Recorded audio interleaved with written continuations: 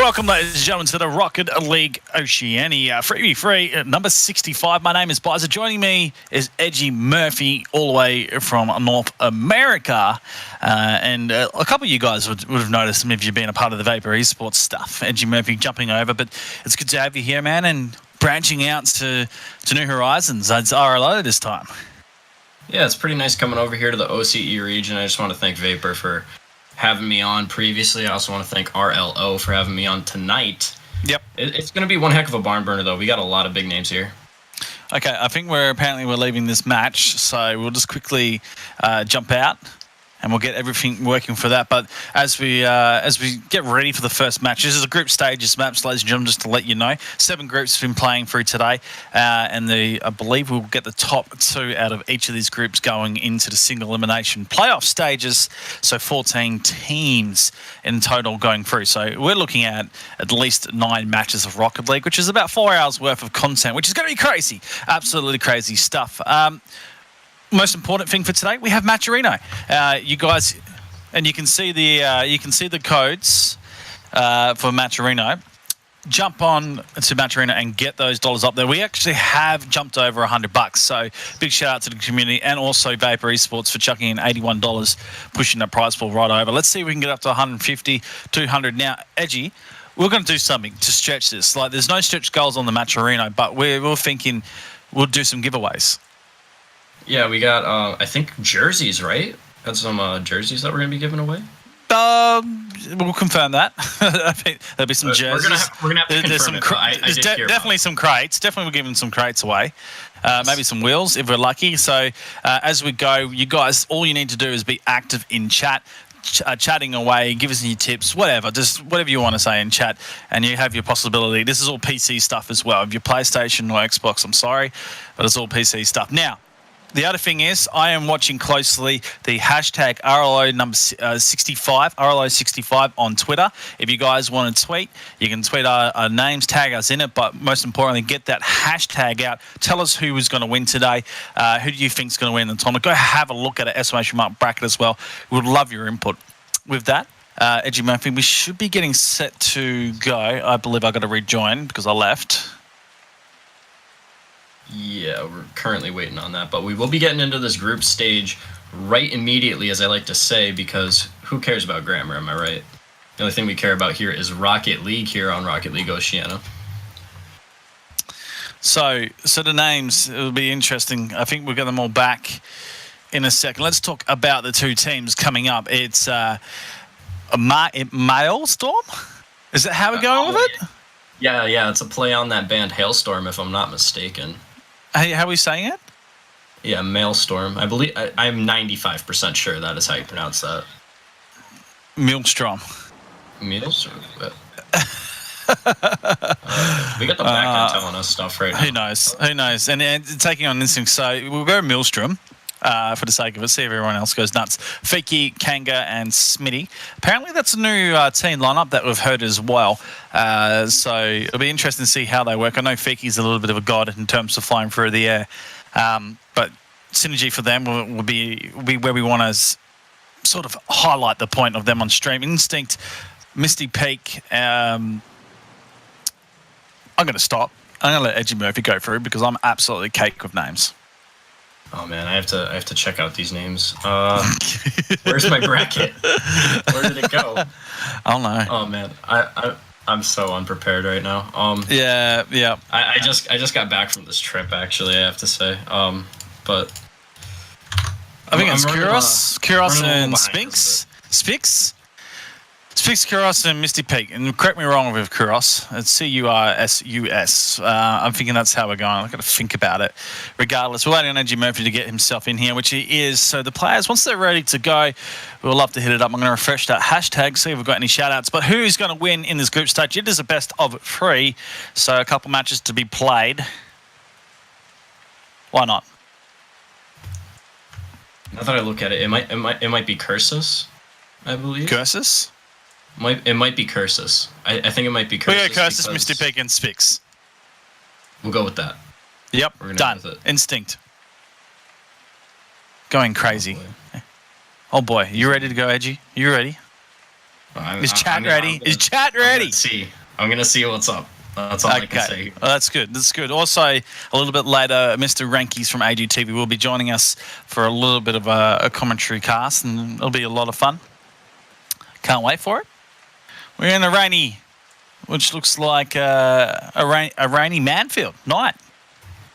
Which is exactly why I have my weather effects turned off. I can't deal with the rain, I'll tell you that. You can't deal with the rain? Oh, no, too competitive for that. Got to save the frames. Got to save the frames. All right, so I don't know who we're queuing, but we'll get ready, guys. So you're more than welcome to start. I do see everybody in here. We've got a total of 9 spectators. It's a lot. A lot of spectators there. Oh, boy. Oh, man, I just realized 1:50 a.m. over here on the east coast of North America, but I'll tell you what, I love casting and I love Rocket League too much. And speaking of Rocket League, we've got both our teams in here. Yep. Maelstrom going up against Instinct ESC here. First game of the night. All right, so just to let you know, on the blue side is Instinct, Maelstrom on orange. Well, at the moment, it's actually lined up for Kanga. Has a crack at goal. Is manoeuvred back out wide for the moment. Schmitty, different name that we called out. It's maybe just a different tag in terms of the Smash GG bracket. This one set up by Schmitty. Misty now a chance out wide. To the pocket for the moment. Fiki will look at this one here. Have a challenge. He's late to the party, and that was a little tie on the shot. Now cleared out. Kanga have a chance. He's turning the angle past one. And this cleared out here, OG. So far, we're seeing some decent rotations from both these teams. I mean, like we said before, we're not too familiar with Maelstrom. Bit of a new team coming in here to RLO 65. And, I mean, it's looking pretty good so far. Just got the feel-out process going through the first minute of gameplay here. Yeah, shot there from Fiki. Right on target. A little bit of pressure on defense at the moment. Spix at it. That one dropped down. Fiki down. The third player through for Kanga. This is open now. Rotation. Spix just needs to get the hit. Fiki cuts across. Holds up now. Puts them under the danger as all of them charged up the field. And they've all recovered, and this ball just settles down for the moment, Edgy. That was a little bit risky from both sides. Yeah, it got pretty dicey there. I mean, it was a bit of a breakaway ball there going towards the orange net. And speaking of going towards the orange net, Curses with the shot. Nice save coming in from Kanga. But ultimately, it did get saved out there. The rotation barely made it there in time for Team Maelstrom. So, I mean, it got a little dicey there. But speaking of dicey, it's getting a little bit more dicey here as they're stuck on defense. So all 3 of them commit there. Now this is open. Spix just needs to put on target. It's a disciplined thing, getting it back into the box for his teammate. It was so risky, though, because Kersels was there, and he puts it in anyway. That was definitely a calculated move from Sphinx there. It was an open net, but he knew that Cursus was going to be able to get there for the pass. A bit risky, but it paid off. Well, we go the first goal. Down here for Instinct.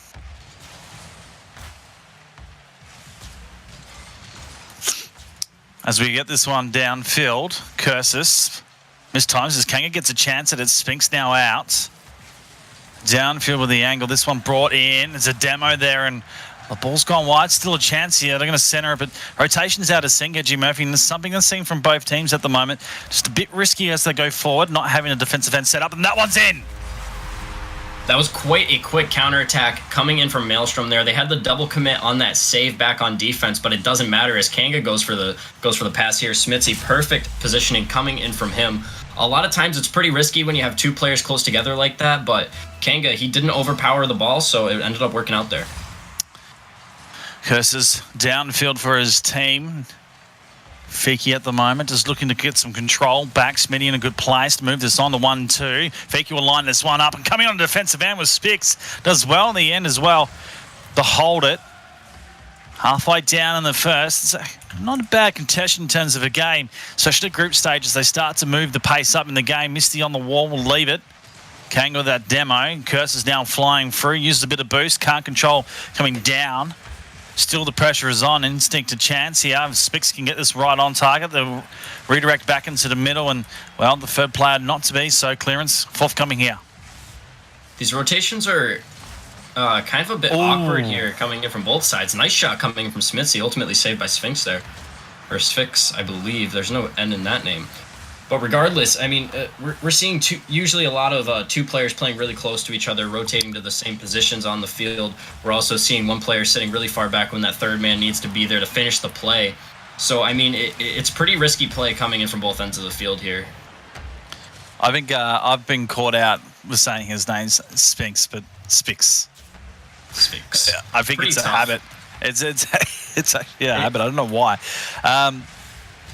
Smitty here with a chance though, and there's open goals. No one home. Kanga puts it in. Second goal in for Maelstrom, and that's what they were looking for.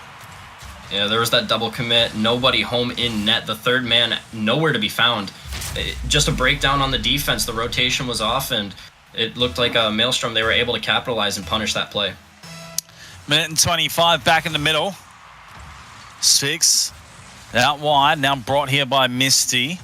Kanga will be an interesting move here to come down with a second touch. Fakey launches it, it's got it! Nice goal from the midline. What a fantastic goal coming in from Fiki here, but the pass from Kanga is real. He went for that ceiling shot, and with Fiki coming in at the same time, it's just so confusing for the defense to try and read what angle that ball is going to be coming at. That was an absolute boomer from the midway line and did really well. In the end, I saw it drop and I gone, that's in. Happy with the effort. They take a 2-goal lead. 3-1 at the moment. This one just rolling in. Schmitty's looking at it going, uh-oh. Yeah, he was just caught out. I mean, he got too greedy on that push there. He was coming up the side wall. He was hoping that, I believe, Fiki on the wall was going to be able to get the clear, and because of the error on that and Smitzy being caught out of position, it just ended up rolling right in. There's got to be a little bit more care here on the defensive rotations and a little bit more consistency on the clears if Maelstrom want to be able to get a win in this game. So far, their lead's evaporating. Kanga up here. Smitty with a chance. Goes off the backboard. Third player required. Fiki knowing just had to be defensive to let the rotation come back into sync. Was good. This one on. It's going, though. No one can save on the line. There was two there. And Smitty always sneaks a pass. They extend the lead. Fantastic reception coming in from Smitzy here. A bit of an error coming in from Cursus. You got to get those big power clears on defense. That is how you shut down the offense, get that quick counterattack going. And I mean, if Team Blue here, Instinct, if they're not going to be able to get those counterattacks, they're not going to be able to take this game. Hashtag RLO65 on Twitter. Let us know your thoughts about the game and who will win. Love to hear them. I'm watching that closely, guys. So tag it in.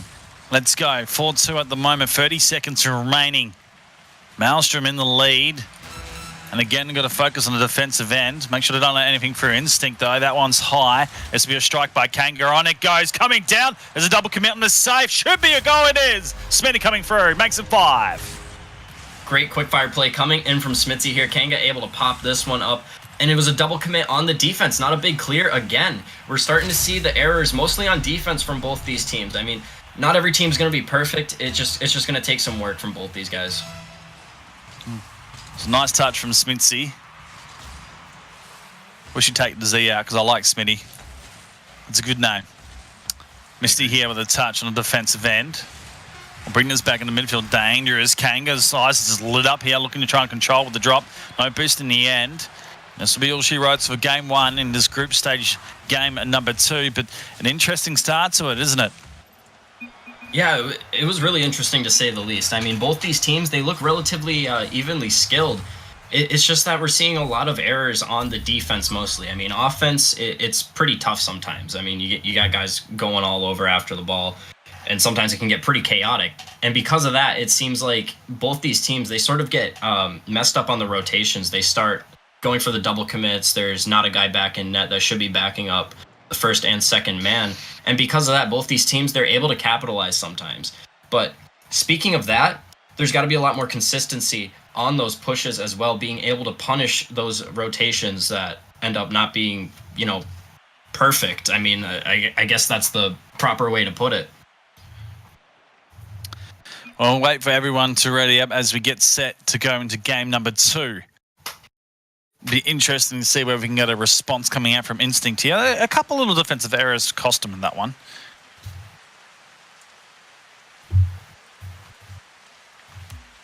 Does look like we have all 6 players on their respective sides here, though. And we are going to be getting into game 2 here in the group stage.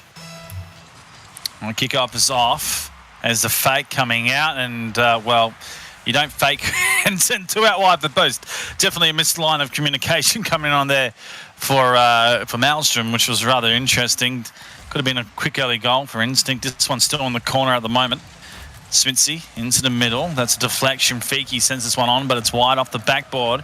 Give a chance to try and get that redirection work in. There's the one from Kanga. Has a crack anyway. Smitzy, Kanga, almost had to flip there, but Curtis does well to bring that one out. Still the pressure on. Smitzy will follow this up the wall. And just a clearance. Spix was waiting for it. Again, there's still the pressures here, but sort of not really convincing coming out from Maelstrom in terms of attack. It doesn't seem like the confidence levels are quite there. I mean, we see some guys coming in a little bit too late for the push, trying to get that ball into the back of the net. And you got to be quick when you're on offense. You got to be able to have your rotations on point. And that seems to be a recurring theme throughout these last 2 games here, where the rotations are just that little bit off. This one brought wide. Smitty with a challenge. Kanga mistimes a jump there. That's open defensive end. If they can get it going down. Smitzy again controlling. He actually plays Fiki out of that ball, so Kanga has to commit. This is a little bit risky for the Maelstrom team. Again, not punished, and this is what's going completely against the Fiki. Just dives into the goals and demos it out. That was nicely done there, Edgy. I like that. Yeah, I like that as well, getting the airstrike going, but ultimately that demo didn't really help out there on the offense. I mean, that might be what these guys need to do in some cases. I mean, we see the pressure starting to build up as the game goes on, but sometimes that physical play just helps out. Down the forward hard here, Instinct looking to set up an attack. This one will play dangerously into the midline. It does get moved by Curses. Now heading down for the next touch. Great third effort. Almost goes in. Kanga forced to save. Now it was passed back out to Fiki that had position. Now to bring this inside. Angle will be a bit tough. Curse as well. He does something you don't want to do as a team. Schmitty commits. Everyone flying. Misty will come and clean that one out. That was a very risky play. Oh! Side there. And speaking of that, Fiki's going to be able to capitalize here. Oh, man, he flew for this. Oh, my God. From midfield, right over both the defenders. They did not see that one coming. That's the kind of quick play that you need to see on the offense here. First ones to do it were Maelstrom in this game. Hats off to them. Because of that, they very well could take game 2 here in very well done fashion. Yeah, Fiki's the standout player in terms of flying for the air. I told you a little bit earlier, he gets himself in good positions and is very powerful when he hits that ball directly in the middle. Got to watch out. He'll line himself at the perfect timing for it. It's halfway down in the second. This ball's launched forward to Curses of a chance. Instinct still searching for that goal and some control here. Yet to be. They do bring this one forward. This is not bad in the end. Curses redirects down. Trying to get that impossible angle. Not to be. Kanga mistimes this. Fiki there. Smitzy couldn't get the redirection inside. It should be cleared out now. Fiki did it all himself. Straight into 2 defenders. Rotation was set back. And look, I think a new strategy needs to be put out here. Backboard. Use the backboard. Pull the defenders out. I mean, you got to look for the strengths and weaknesses, really, if you want to be able to win in Rocket League. Like, so far, we're starting to see the weakness of rotations. We've talked about it many times before. But what we're also seeing is we're starting to see the strength of speed come out from Maelstrom right now. They seem to be getting a little bit more confident, being able to get their rotations a little bit more in order. So over on Team Instinct, they got to be able to shut that down. They've got to get to the ball first. They've got to be able to try and get that counterattack going and be able to put it in net when they have all 3 orange players going up into their own zone. Fiki in the middle. Kanga working an angle. Fiki was already down there being aggressive. Almost tries to take Curses out. Handbraking around. Collects the ball. Very nicely done, but it was challenged defense now. Spix coming through. Second touch held up by Fiki. He'll play off the wall as well. No boost to go, though. So this next effort will pull him in an awkward position. Misty having a crack. This one will bounce up. Misty just needs to recover. Takes his eye off the ball for the moment. I think that is another thing we have to talk about in this break, about players not sticking with the ball, even though they're thinking it's going to be cleared, Edgy. I mean, it all depends on how the play is looking. You really got to look at the positions of your opponents as well as your teammates to try and think and understand what would be the best play to go for. I mean, sometimes you look at your teammate, he's got a better angle on the ball, he can get more power onto it, put it into the back of the net. And other times with 30 seconds remaining, it's not the best to go for the dribbles in your own half. Fakey here. will pop this one out to the corner. Up goes Kanga. It's not bad. It'll be backball play to turn. Just needed to get higher and turn that nose down. Smithy probably a little bit too quick on the approach as well, but great effort from the team working it together. They're going to hold this lead, and then we'll see the game done as Maelstrom just a little bit too good in the end, and defense very much on the song. The strategy there too. This one dropped down into the midline, and the orange team, Maelstrom, will take the game. That they will. Fantastic fashion for them as well. Just 2-0 sweep there in the best of 3. What it really came down to in this series, though, was whichever team could get their rotations better in the end, and it just seemed like Maelstrom, they were able to get it going a little bit more. They got that confidence going, faster pace, and they ultimately were able to get more shots on net. That last game was better in terms of rotation, Edgy. It was a lot better. Well, the first game we saw the 3 players all committing. There was double commits on the defensive end. There was at a point where the 3 players went off the ball. I was like, uh-oh, sorted out. Very lucky they didn't get punished. Now, there was chances for Instinct to actually clear well because Maelstrom actually was probably a little too aggressive on their rotation. And if they had some quick clearances down the field, they could have had a couple of runaway goals and got themselves back into this match and gone to a third. But not to be. We'll see how the next match goes in the group stages and see whether they can make it into the playoff section. And saying that, guys, we're going to take a quick break here on RLO and we'll be back with our next match. It's Bizer Energy Moving with your call, and Ranky's to join us very soon. We'll see you after this break.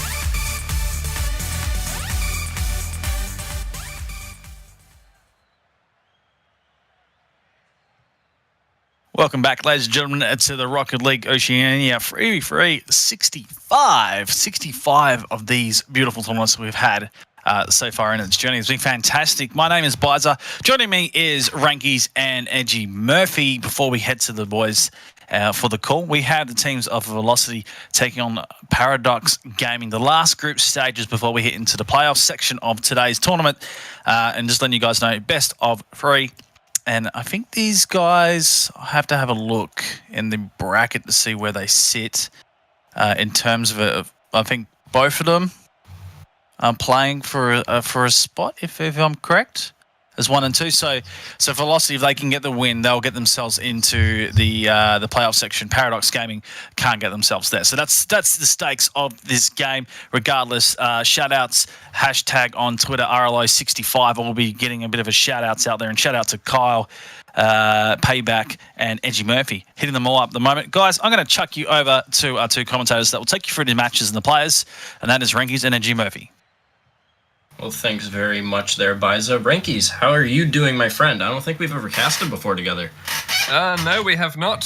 Fresh face for me, and fresh face for you too. How are you feeling? I'm feeling pretty decent, You know, I'm just doing the job that I love here. Doing some casting. Haven't casted for RLO before, so thanks to them. Looks like we got Velocity going up against Paradox Gaming here, like Biza had previously said. Any of these faces familiar to you there, Renkies? Some of them are pretty familiar. For some reason, I didn't get pulled into the match, so I just got to do the whole join party match thing. So having a look, what do we got? We got Domino, Happy Days, Brutal. That's a Paddlin. I know Velocity. I've seen them before. Paradox, I believe they're new to me. I don't recognize the names. Yeah, I'm from the NA region, so I don't really get to see what goes on in OCE too often. I mean, I do know a few names. Like I've seen Dice play before. There was this one match where he ended up subbing in, and it was totally unexpected. That one was one heck of a barn burner. So, I mean, OCE definitely not short of talent. Tonight we've seen some pretty decent stuff as well in the first match. I believe that was Maelstrom and Instinct going up against each other. Maelstrom took that one 2-0 in that group stage match there. So this one's also going to be a best of 3. It looks like we have everybody in the match as well. So I think these guys can join whenever they wish. Biza giving them the go-ahead. And yes, we do have everybody joining in here. Renkies, you going to be taking the call here on this face-off? I can do. Just got to wait for the countdown to start as we get ready for kickoff of Game 1. Really difficult to hand an advantage to these guys as Paradox quite new to me, but I have seen Velocity play. I know how good they are. Convincing start for them as well. A near miss for That's a Paddlin. In the top right corner, Benjo out to the side of the field. It's going to be left to Paradox. Happy Days. Dynamo on the ball. That's a shot on target. That's a Paddlin. Needs to make the save, but unfortunately he whiffs right in front of the net.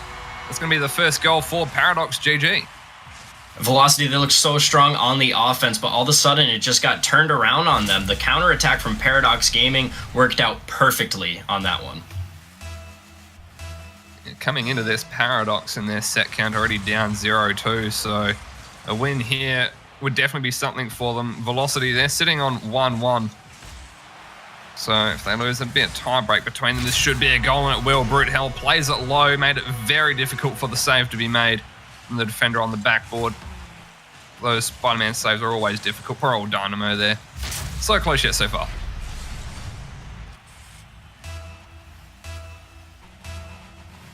Coming into the next kickoff here. 30 seconds in, already 2 goals. Benjo, haven't seen too much of him this game yet, but to be fair, we haven't seen too much of the game. There's another shot on from That's a Paddlin. Open net as well, 2-1 for Velocity. Apparently I can't operate a toggle mute button, but this attack, Benjo with the 50-50, Paddlin coming in, great rotations over on Team Velocity. We saw that on the last play as well, so definitely some great chemistry coming out from the blue side. Paradox Gaming, they've got to be able to find a way to shut that down. They've got to try and read the plays and shut them down, get the counterattacks going quick to try and shut down this game plan from Velocity right now. There you go, good save from Alex. Him trying to come off the backboard. Brute Hell's pass opportunity. It's a well-placed pass as well. High-flying Benjo. Going to put it out to the side of the field. No shot could be taken from that angle. That's a Paddlin. Not going to quite get the touch. Dynamo a pass over, but Happy Days puts it way too high. Third follow-up comes through from Alex. Benjo looking to clear now. Pops it over the top. Doesn't quite make it past Dynamo, so that's a Paddlin. Will send that one out to the side field. Happy Days. Center ball, Brute Hell. Down to That's a Paddlin, but Alex meets it with a save. Good defending from Paradox so far, but they need these clear balls. And speaking of clear balls, they just got one now. Paddlin, though, he's going to scoop this one up. Starting to see the chemistry really work out for Team Velocity here. I mean, midfield, their rotations are fantastic, as well as everywhere else, both zones of the field, rather.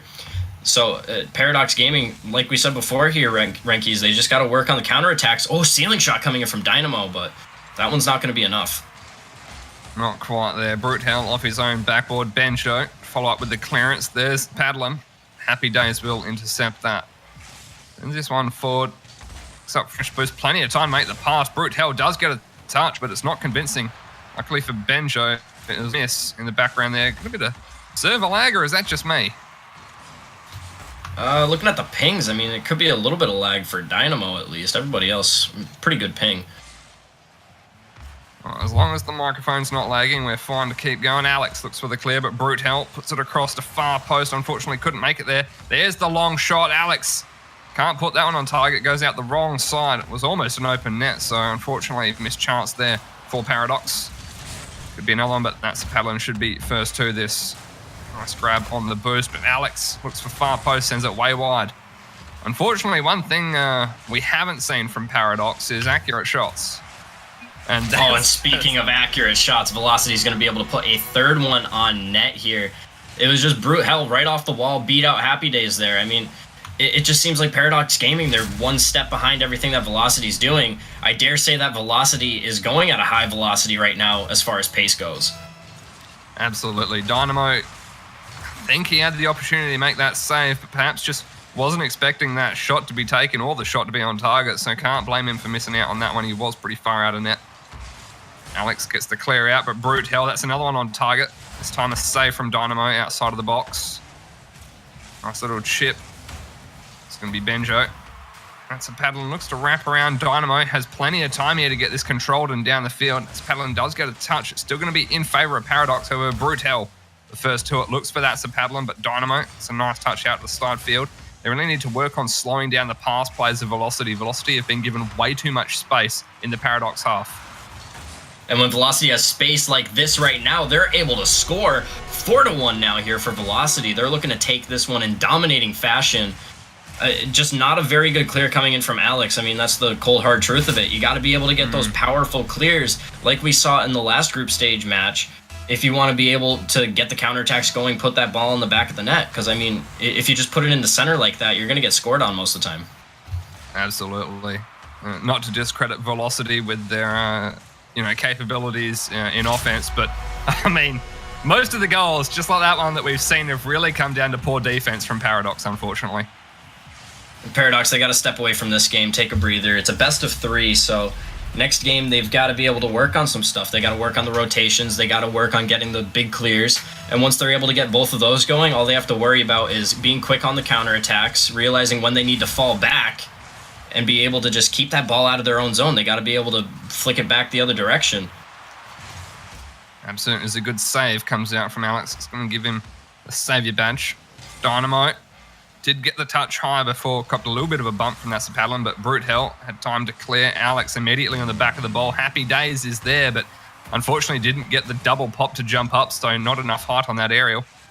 Alex keeping it in the corner for now. A little bit of a back pass into the center. Dynamo. That's Paddling gets a save. They're starting to make these passes happen. It's getting a little bit more convincing in offense for Paradox. Question to be answered remains of if they can tighten up defense in time. But as you said, they're going to have to take this game as a loss and just work on it the second game. But as you said also, best of 3 really doesn't give you a lot of time to get things together. As soon as they lose this, they're immediately down with their backs up against the wall. And I mean, with these precious last seconds here in the game, 15 to be exact, I mean, they've got to use every single one of them to get something going here. I mean, Velocity, they're going to get a 6th goal here from that's a Paddling, who I find that name to be relatively unfitting. He's playing Octane and not something like Dominus or Batmobile. Like, why isn't he playing a paddle car? But, sidetrack aside, every single one of these seconds matter. They all count. Paradox Gaming, they need every single bit of Rocket League here to try and work on something that'll work out for them. Because, I mean, right now, it just seems like they're one step behind Velocity, like we said before. They're able to stay one step ahead there over on the blue. And because of that, they're able to bring it downfield relatively easily. They use all 3 players to do so. And they're able to capitalize hugely. I mean, they won 6-1 here. I mean, a 5-goal gap is nothing to sneeze at whatsoever.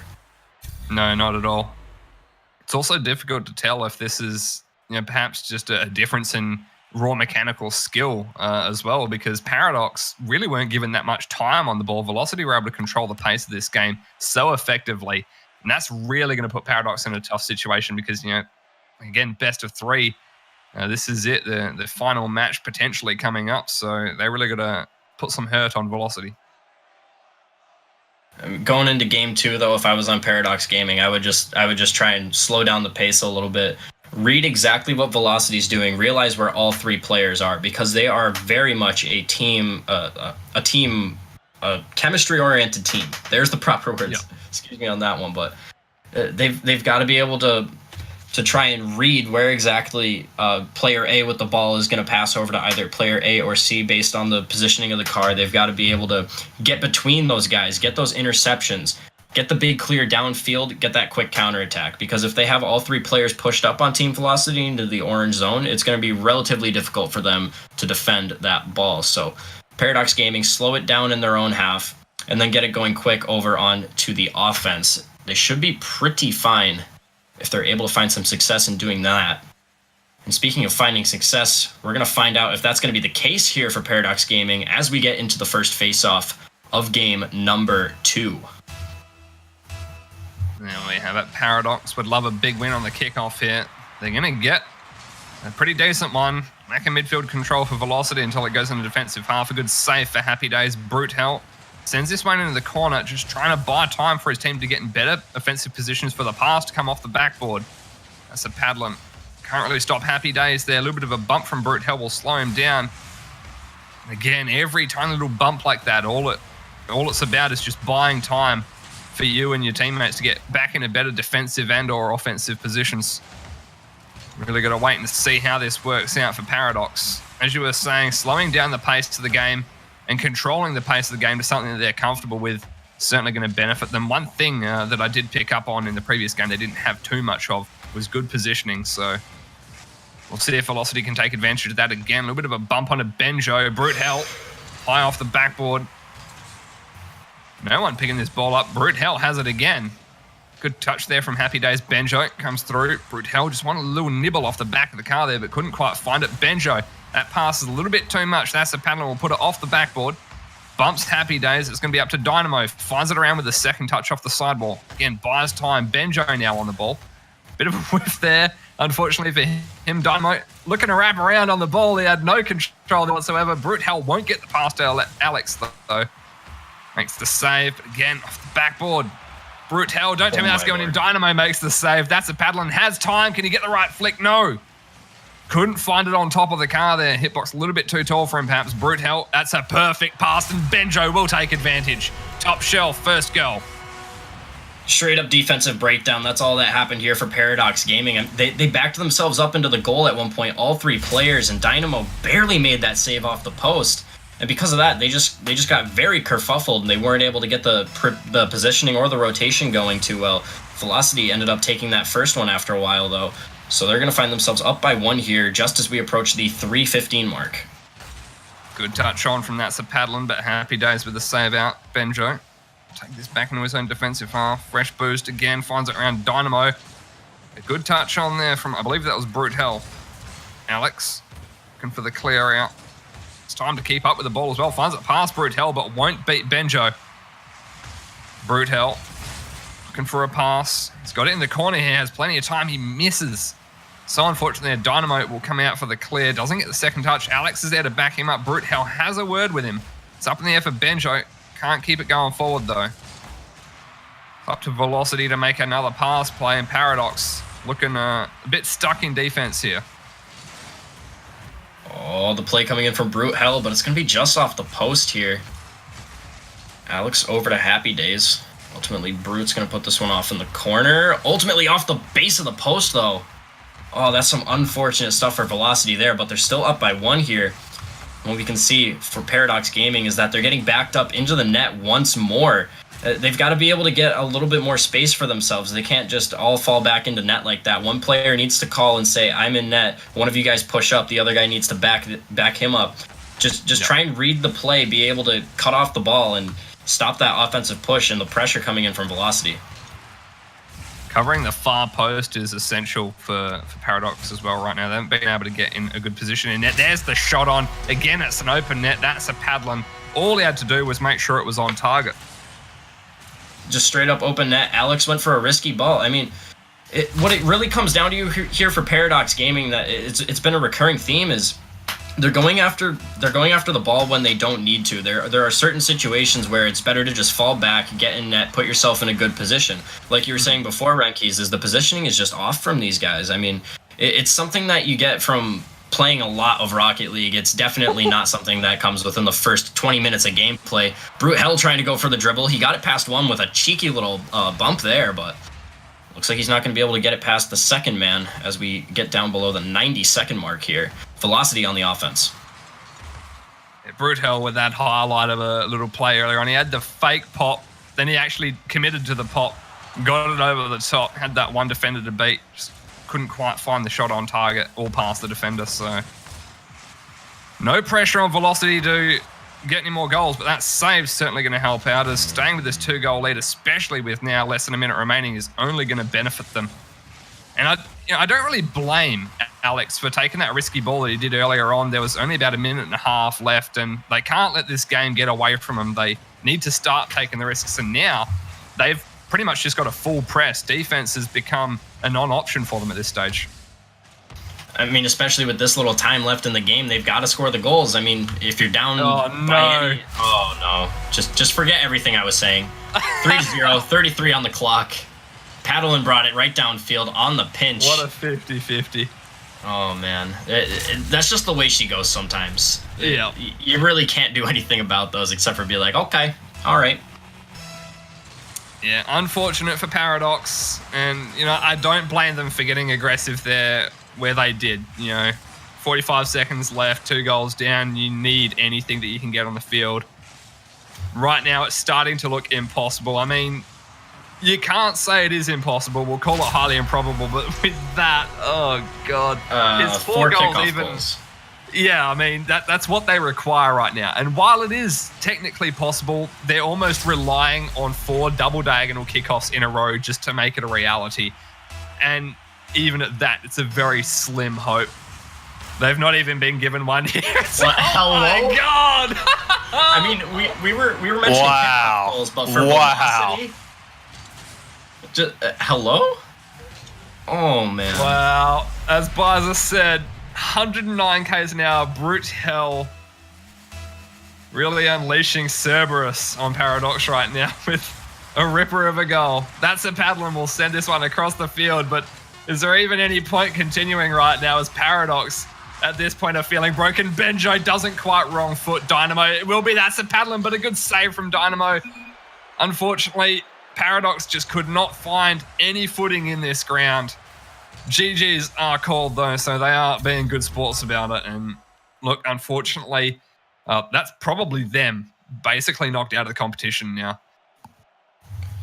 I mean, unfortunately, that's just the way she goes. That's the saying that applies here. I still don't know what to say about that kickoff goal though. That's just the luck of the draw. Like, what percent chance do you think it is to get a kickoff goal, let alone one like that? That's what I'm thinking about right now. I don't even know the percentage chances. You'd have to give it 1. You'd have to give it like 1%. Maybe even less. 0.5. I don't know, something like that. It's astronomically low. Rankies and Angie Murphy, awesome call like always, guys. Just quickly, we'll wrap this one up.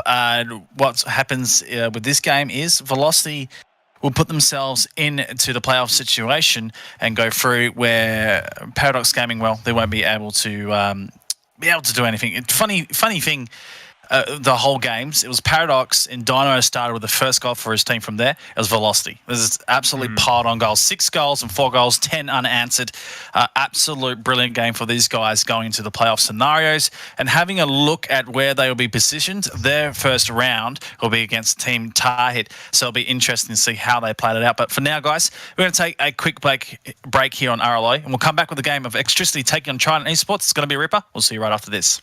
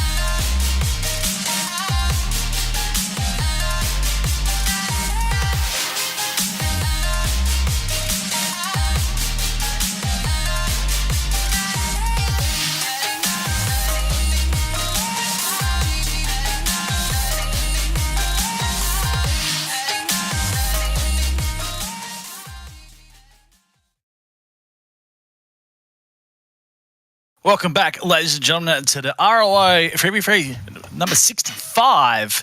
My name is Bizer, and joining me is Rankies and Edgy Murphy. The next match coming up as we head into our playoff situation is going to be the team of Trident taking on Extricity, and it's a new form look of Trident as well. We haven't seen much of them throughout. Well, when was the last time we saw them? It was probably a couple of months ago. With a completely different composition. So it's good to see that the organisation is back with a new team, and it's fantastic to see that they're having a crack today in the single elimination playoffs section. Right now, it is best of 3, and well, we're going to talk about these teams. And very quickly off the bat, Extricity, well, they're hot on the trot, and they're looking for a Vapor Nordic League play playoff series this weekend coming. So this will be a good practice match for them, but what I'm going to do is I'm going to chuck you over to the two casters that will take you through the teams and the breakdown. It's over to Rankies and Edgy Murphy. Well, Mr. Rankies, you're more familiar with the OCE scene than my NA self. But I must say, Extricity, I've seen these guys play before, CalStar, Goldie, Lemon. Those guys, those are the cream of the crop. Oh, yeah. These guys have been around for a little while. I wouldn't call them the cream of the crop, comparing them to teams like your Jam Gaming, your Chiefs, Sillas. But as far as like semi-pro level goes, oh yeah, I mean these guys, they're really good. If you want to call it semi-pro, they're definitely at the top. They're one of the top teams. Trident, however, as Bizer, as you heard him saying, a new composition with the team for them. Just taking a look at the names, it appears to be Schmitty, CP Molden, and Scribs. The only name I recognize out of those guys is Scribs, and I'm not even sure if it's the same Scribs. But yeah, Extricity. Again, it's hard to give an advantage when you've got a team that you haven't seen before. But with the way that Extricity play, I'd be prepared to give them the advantage, even though I've not seen Trident.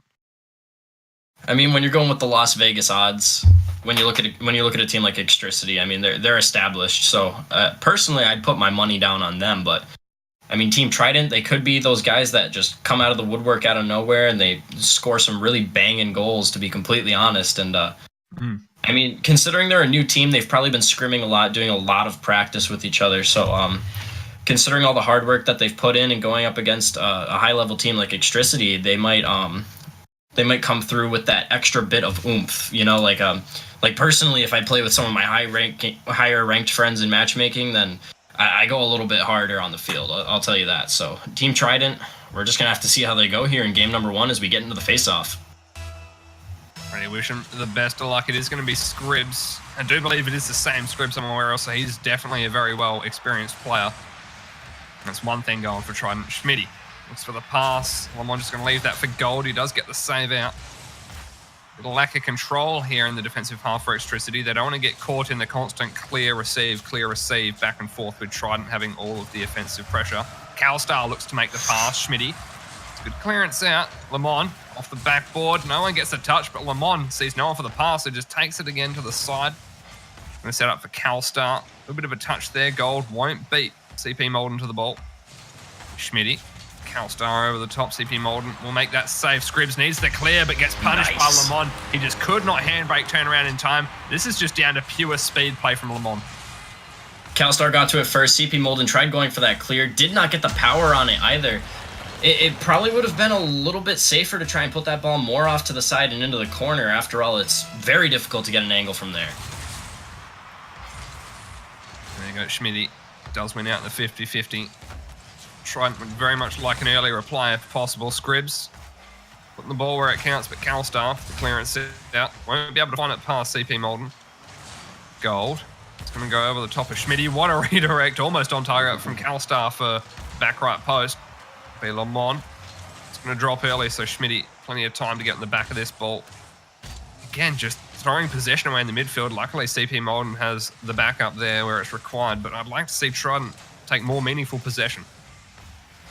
Oh, Goldie sending this one on, but it's ultimately going to get saved out by Schmitty here off the post. CalStar putting this one over the wall, off the ceiling, redirect to midfield. But Lemon's not going to be able to get to that one quick enough, ultimately having to put this one off into the corner. Scribs now taking it downfield. CP Molden with the touch. CalStar sends this one back over to Goldie. but the redirect's ultimately not going to be put on target here. I mean, it's tough between both these teams. They're not giving each other easy goals, I'll tell you that. 3:14 on the clock. Do see an opportunity coming in from CP Molden, ultimately saved out, though, by CalStar. I mean, both these teams, they're playing pretty much on point. It really comes down to getting that defensive breakdown. Yep. Yeah, the only thing either team can really improve on now is just more meaningful possession of the ball. Extricity, Trident have been doing it a bit more, but Extricity have also been doing the whole, put a pass where it just doesn't belong, give away possession sort of thing. If both teams can tighten that up, we'll see an even more entertaining game of Rocket League. But right now, I've got to hand it to Trident. Not seen them before. They're certainly keeping up with Extricity, and that's going to be a goal. Scribs, good pick up on possession. And that is absolutely correct. I must say that. Not a very good clear. That seems to be the common theme in a lot of these games is these guys, they try to go for the clear. They end up not really getting a lot of power onto it. It could be a bit of a panic setting in.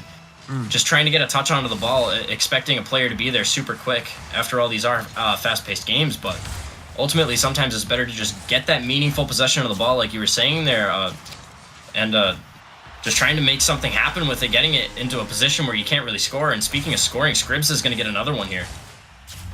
Yeah.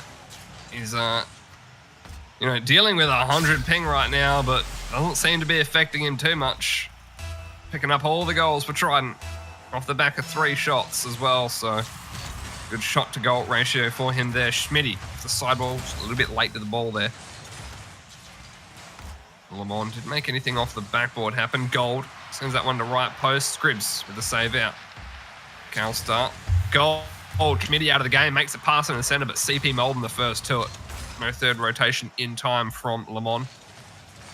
Can't blame Extricity for that. They are that goal down now, so they don't want to play too risky. CalStar, can he make it count? No. Wasn't dropping in time, and CP Molden also on the back of the ball. Lamont going to free up space for Gold. In the air, Lamont really didn't need to go for that touch. If Schmitty had an accurate play on that ball there, CalStar might not have been able to save it. But here we go, Trident really starting to get more aggressive pressure, and Extricity starting to lack something they had before. 1:35 on the clock. CP Molden off the corner, but the play's not going to develop there. 90 seconds remaining, though. Extricity. They're down by 1, but they got to play it a little bit safe here still because 1 goal, it's really not that much. There's plenty of time to get the play going here, as Goldie might do over to Lamont, but it's going to ultimately end up in the corner there. Schmitty with the demo onto CalStar as well to give some breathing room over to Team Trident here. Time dwindling down, though. Extricity, they're going to have to start getting a little bit more risky as that clock approaches 0 here. Absolutely. Trident not going to make it easy for them. They've already shown they can punish defensive mistakes. Lamont needs to make this one count. Does been out the 50-50 Gold. A good touch forward. Lamont will keep up with it as well, so plenty of space. Unfortunately, misses in the corner. The pass won't be made. CP Molden does enough to get it not quite out of the half, but across field. Lamont finds himself in possession again. The pass to CalStar needs an awkward back touch. Couldn't quite make it Gold. Not too much there. CalStar back pass to Lamont, trying to free up space. Defensive reset. Lamont the only one forward. And they really need to pass in a shot right now. Less than 30 seconds. 20, in fact. Still down by 1 here, Extricity. They've got to go for the play right now as Lamont looks to set this one up for Goldie. Ultimately stopped by Schmitty, though. CalStar trying to play a little bit of defense, putting this one into the corner. 10 seconds now remaining. Lamont with the big clear. This could be a chance for Extricity as Goldie goes up for it. And he's ultimately going to be able to get it off the 50-50. Hello? Lamont puts that one huge. Gold immediately up in the air. Didn't see Scribs until the last second, but somehow corrected in time. And off the back of that, a 129 km/h dunk shot straight down in the net with only 5 seconds remaining. That's probably going to be enough to send it to overtime. I don't see a goal coming out now, although Extricity down the field, CP Molden doesn't put it down. He puts it off the backboard. This gives Extricity time. We'll get it to touch on the ground there, so an overtime kickoff. We'll see the reset. As we get into this kickoff, it's going to be the advantage. Goldie looking to take this one. Ultimately, Scribs plays it safe. Lamont's going to get the 50-50, though. Up for CalStar, going for the redirect, but it's going to get slapped out of the way by CP Molden here. The pressure is still on from Goldie. Scribs with the save, earning himself the Savior medal. And ultimately, the play is going to go the other way here. Schmitty over to CP Molden. It's above the net. Nobody's going to be there except for Goldie, though, as he puts this one off into the corner. Scribs tries to get it centered. Gold over to Lamont, though. Schmitty ultimately putting this one off to the side. And wow, that was quite the start to the overtime there, but ultimately things are going to be slowing down a little bit. The tennis match starting to begin here at midfield. Absolutely. Backboard though, Lamont. Again, trying a little bit too much with the flare. Boost management was poor as well. It was a close attempt. That touch going forward. Scribs now. Wraps around in the corner. Picks up the boost as well after the cheeky chip over the top of Calstar. But again, that's a throwaway possession. We'll be able to pick up on it. Gold needs to challenge the ball. Doesn't quite beat CP Molden to it. Lamont does get the save out. Gold puts it down there for Calstar. The late shot. It's off the post and Scribs wasn't required in the end. Need to see in there though, just in case. You never know if something like that's going to end up being on target from Electricity. I'm calling it right now. The overtime play is going to be a team play. I mean, both these teams, the chemistry is 100% on point. The passing plays are real. Rotations on point. I mean, there's really not too much to nitpick about these teams. I mean, it's all sort of high-level stuff that you don't really learn at lower ranks, but just off the post, Schmitty's going to be able to get this one out. I mean, just so back and forth. There's so many close plays this game. And speaking of close plays, Goldie's going to be able to cut it close to that post, and looks like I'm going to have to eat my words. It was a solo play all along. You've got to look at the way Gold plays this, though. Schmitty's on the backboard. CP Molden already jumped. Gold could have flicked it up, but as soon as he saw CP Molden dive across, quick reactions for him, just played it along the ground. Makes it impossible for CP Molden to be able to correct his trajectory there to make any sort of save. So, well played. Just quickly around the grounds, guys. There's some games that have finished up. We hit the ball. It was 2-0 over Slippery when wet. Team So Fresh 2-0 over R1, and Flower Power have 2-0 over Looking for Cheese. Back to you guys. Wow, a lot of 2-0s there we just heard, Edgy. Hopefully not the case here. I want to see that third game. I want to see something close between these two teams, and if anything, these are the two teams that can deliver it to us. I mean, my throat isn't too happy when I go to the last game of the series, but when we do, it's definitely exciting Rocket League regardless. These guys are rip-rear and ready to go here. I mean, 5 out of 6 players joining immediately, if not sooner here. So we will be getting into game number 2. Best of 3 between Trident and Extricity. This has been the match of the night thus far. I mean, there's not too much to nitpick about these teams like I said before. It's just fantastic Rocket League. It's solid play-by-play stuff right here. Yep. And anything you can nitpick so far from what I've seen applies to both teams as well. So there's really nothing to point out that one team has over the other. Trident had a little bit more control in the previous game, whereas Extricity started with it. Trident ended up ultimately coming away. Extricity has some convincing offensive plays to start off here in the first 15 to 20 seconds. Trident, but they might finally find it out of the half. Gold. Not a convincing touch there. CP Molden. The back of that, Schmitty. Lamont beats him to it on the side ball. Calstar going to come off the backboard. Scribs can't clear that to any of his teammates. It's going to be the Gold. Gets in Scribs' way for the clear, but CP Molden, however, Calstar. Unfortunately, we already saw Lamont back out, so no pass play. Oh, but there's Lamont trying to go for the play. Ends up getting 50-50 by Scribs. Molden now taking this one from the corner. Dribbles it around Goldie. But ultimately, Lamont's going to get there again. Doesn't opt to go for the second touch. Goldie now taking this one downfield. Gets 2. Scribs with the 50-50 is going to clear this one way downfield, though. Lamont with the counter clear. Over to Goldie. Passing plays. But Scribs is ultimately going to be able to get the clear there. The ball not quite on target. 3:45 on the clock here. Demo's starting to come out as well. Could see a shift in gameplay styles coming in from both these teams. Could be useful, especially for Extricity as well. If they can start getting some demos on a Trident, it'd be very useful for them because so far, all of the members, in particular CP Molden and, Scribs, have been quite the defenders as well. For Extricity, really no standout defender player for them. They've all been pretty much doing a great job of rotating around the field, so demos could be useful. There's the shot into the top shelf, though. Calstar, well placed. Trident just could not react in time. Fantastic team play. Lamont with the pass over to Goldie, but Calstar is waiting, lurking, looking for that backup. Third man perfectly done by him, and that elephant topper. I saw those slaloms he was doing to make that thing move. Yeah, it's always valuable to have someone in that third man rotation. Ended up being Calstar there. Gold couldn't quite make it happen off the backboard. Tries to get the pass over to Lamont. It's going to be Calstar again. Third rotation. Needs a second touch. Ended up being a fake as it turns out, but did not work at all. Scribs does beat it past him. What a way to counter score. A complete dog's breakfast, as T-Ball would say. Shout out to him. From Extricity. Goldie had the error there. Calstar, he was caught off guard because of that. I mean, it just comes down to that sometimes. I mean, no one's perfect. Sometimes you fumble on the controller, get the spaghetti hands going. I mean, it happens to me all the time. I'll definitely say that. But because of that, we're going to find it tied up here 1-1, 2:45 on the clock. Another shot coming in towards the blue net, but it's going to get saved out by Schmitty there. Counterattack could be coming in, but Calstar is going to be able to rotate it back around. He gets the next touch. Off in the corner, it does get 50-50, but it's a bit of a dangerous ball here as the redirect comes in from Lamont. Goldie's not going to be able to make the shot, though. Down below halftime, still 1-1. There we go, CP Molden. It's a good touch on target, but Lamont, he's there to defend and clear out Schmitty. Couldn't quite stop that one. Calstar up in the air, Gold on the ground. Can one of them put it on target?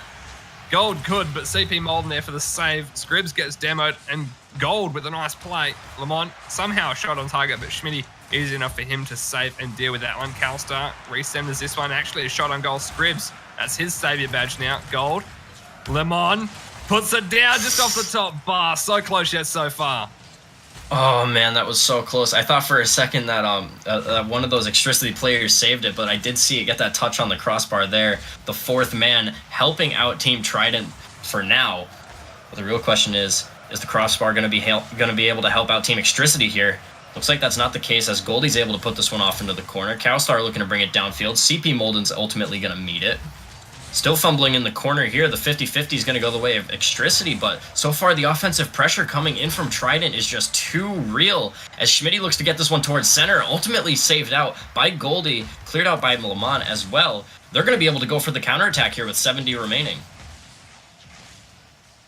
There we go, all tied up. Just over a minute remains. Gold off the backboard. It's going to be two Scribs. Good touch on for CP Molden. If he can put it on target, all he can do is pop it high, and that won't allow Schmitty time.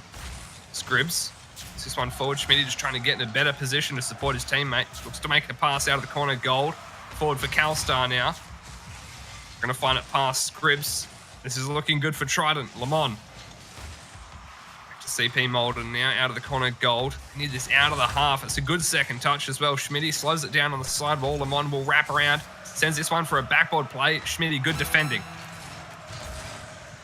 30 seconds now remaining. Still tied up here. Could very well see overtime between Trident and Extricity here in game number 2 of this best of 3. Time dwindling down. Goldie's going to be able to scoop this one up. Goes for the dribble plays. Tries to get it past Schmitty, but he's going to send this one back downfield. Scribs gets the demo onto Lamont, but Calstar, third man back. He's going to be able to get the save here. 10 seconds now remaining. CP Molden sending this one on. Looking for the second touch. Is he going to be able to send it on? No, it's going to be into the post, but Schmitty's going to be there as the backup.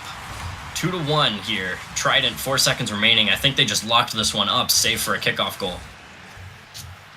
That's great team play there for Trident. CP Molden did look like he was trying to take the shot, but you could see with the positioning of good old Schmitty there that either way was probably going to be a goal if the original shot from CP Molden was not on target.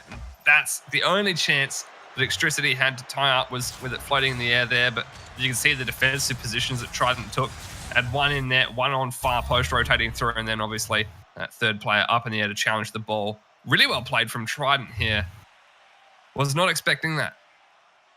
I wasn't really expecting that either. I mean, that first game, they were looking pretty good, but it just seemed like everywhere on the field, they were just that little bit down beneath Extricity there, but ultimately, they were able to figure it out and make a comeback there.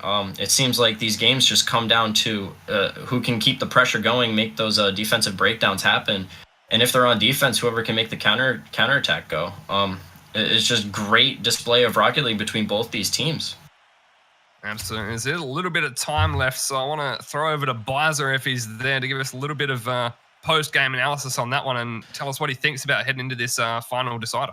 Yeah, it's interesting to see that sort of some mistakes was happening with Extricity.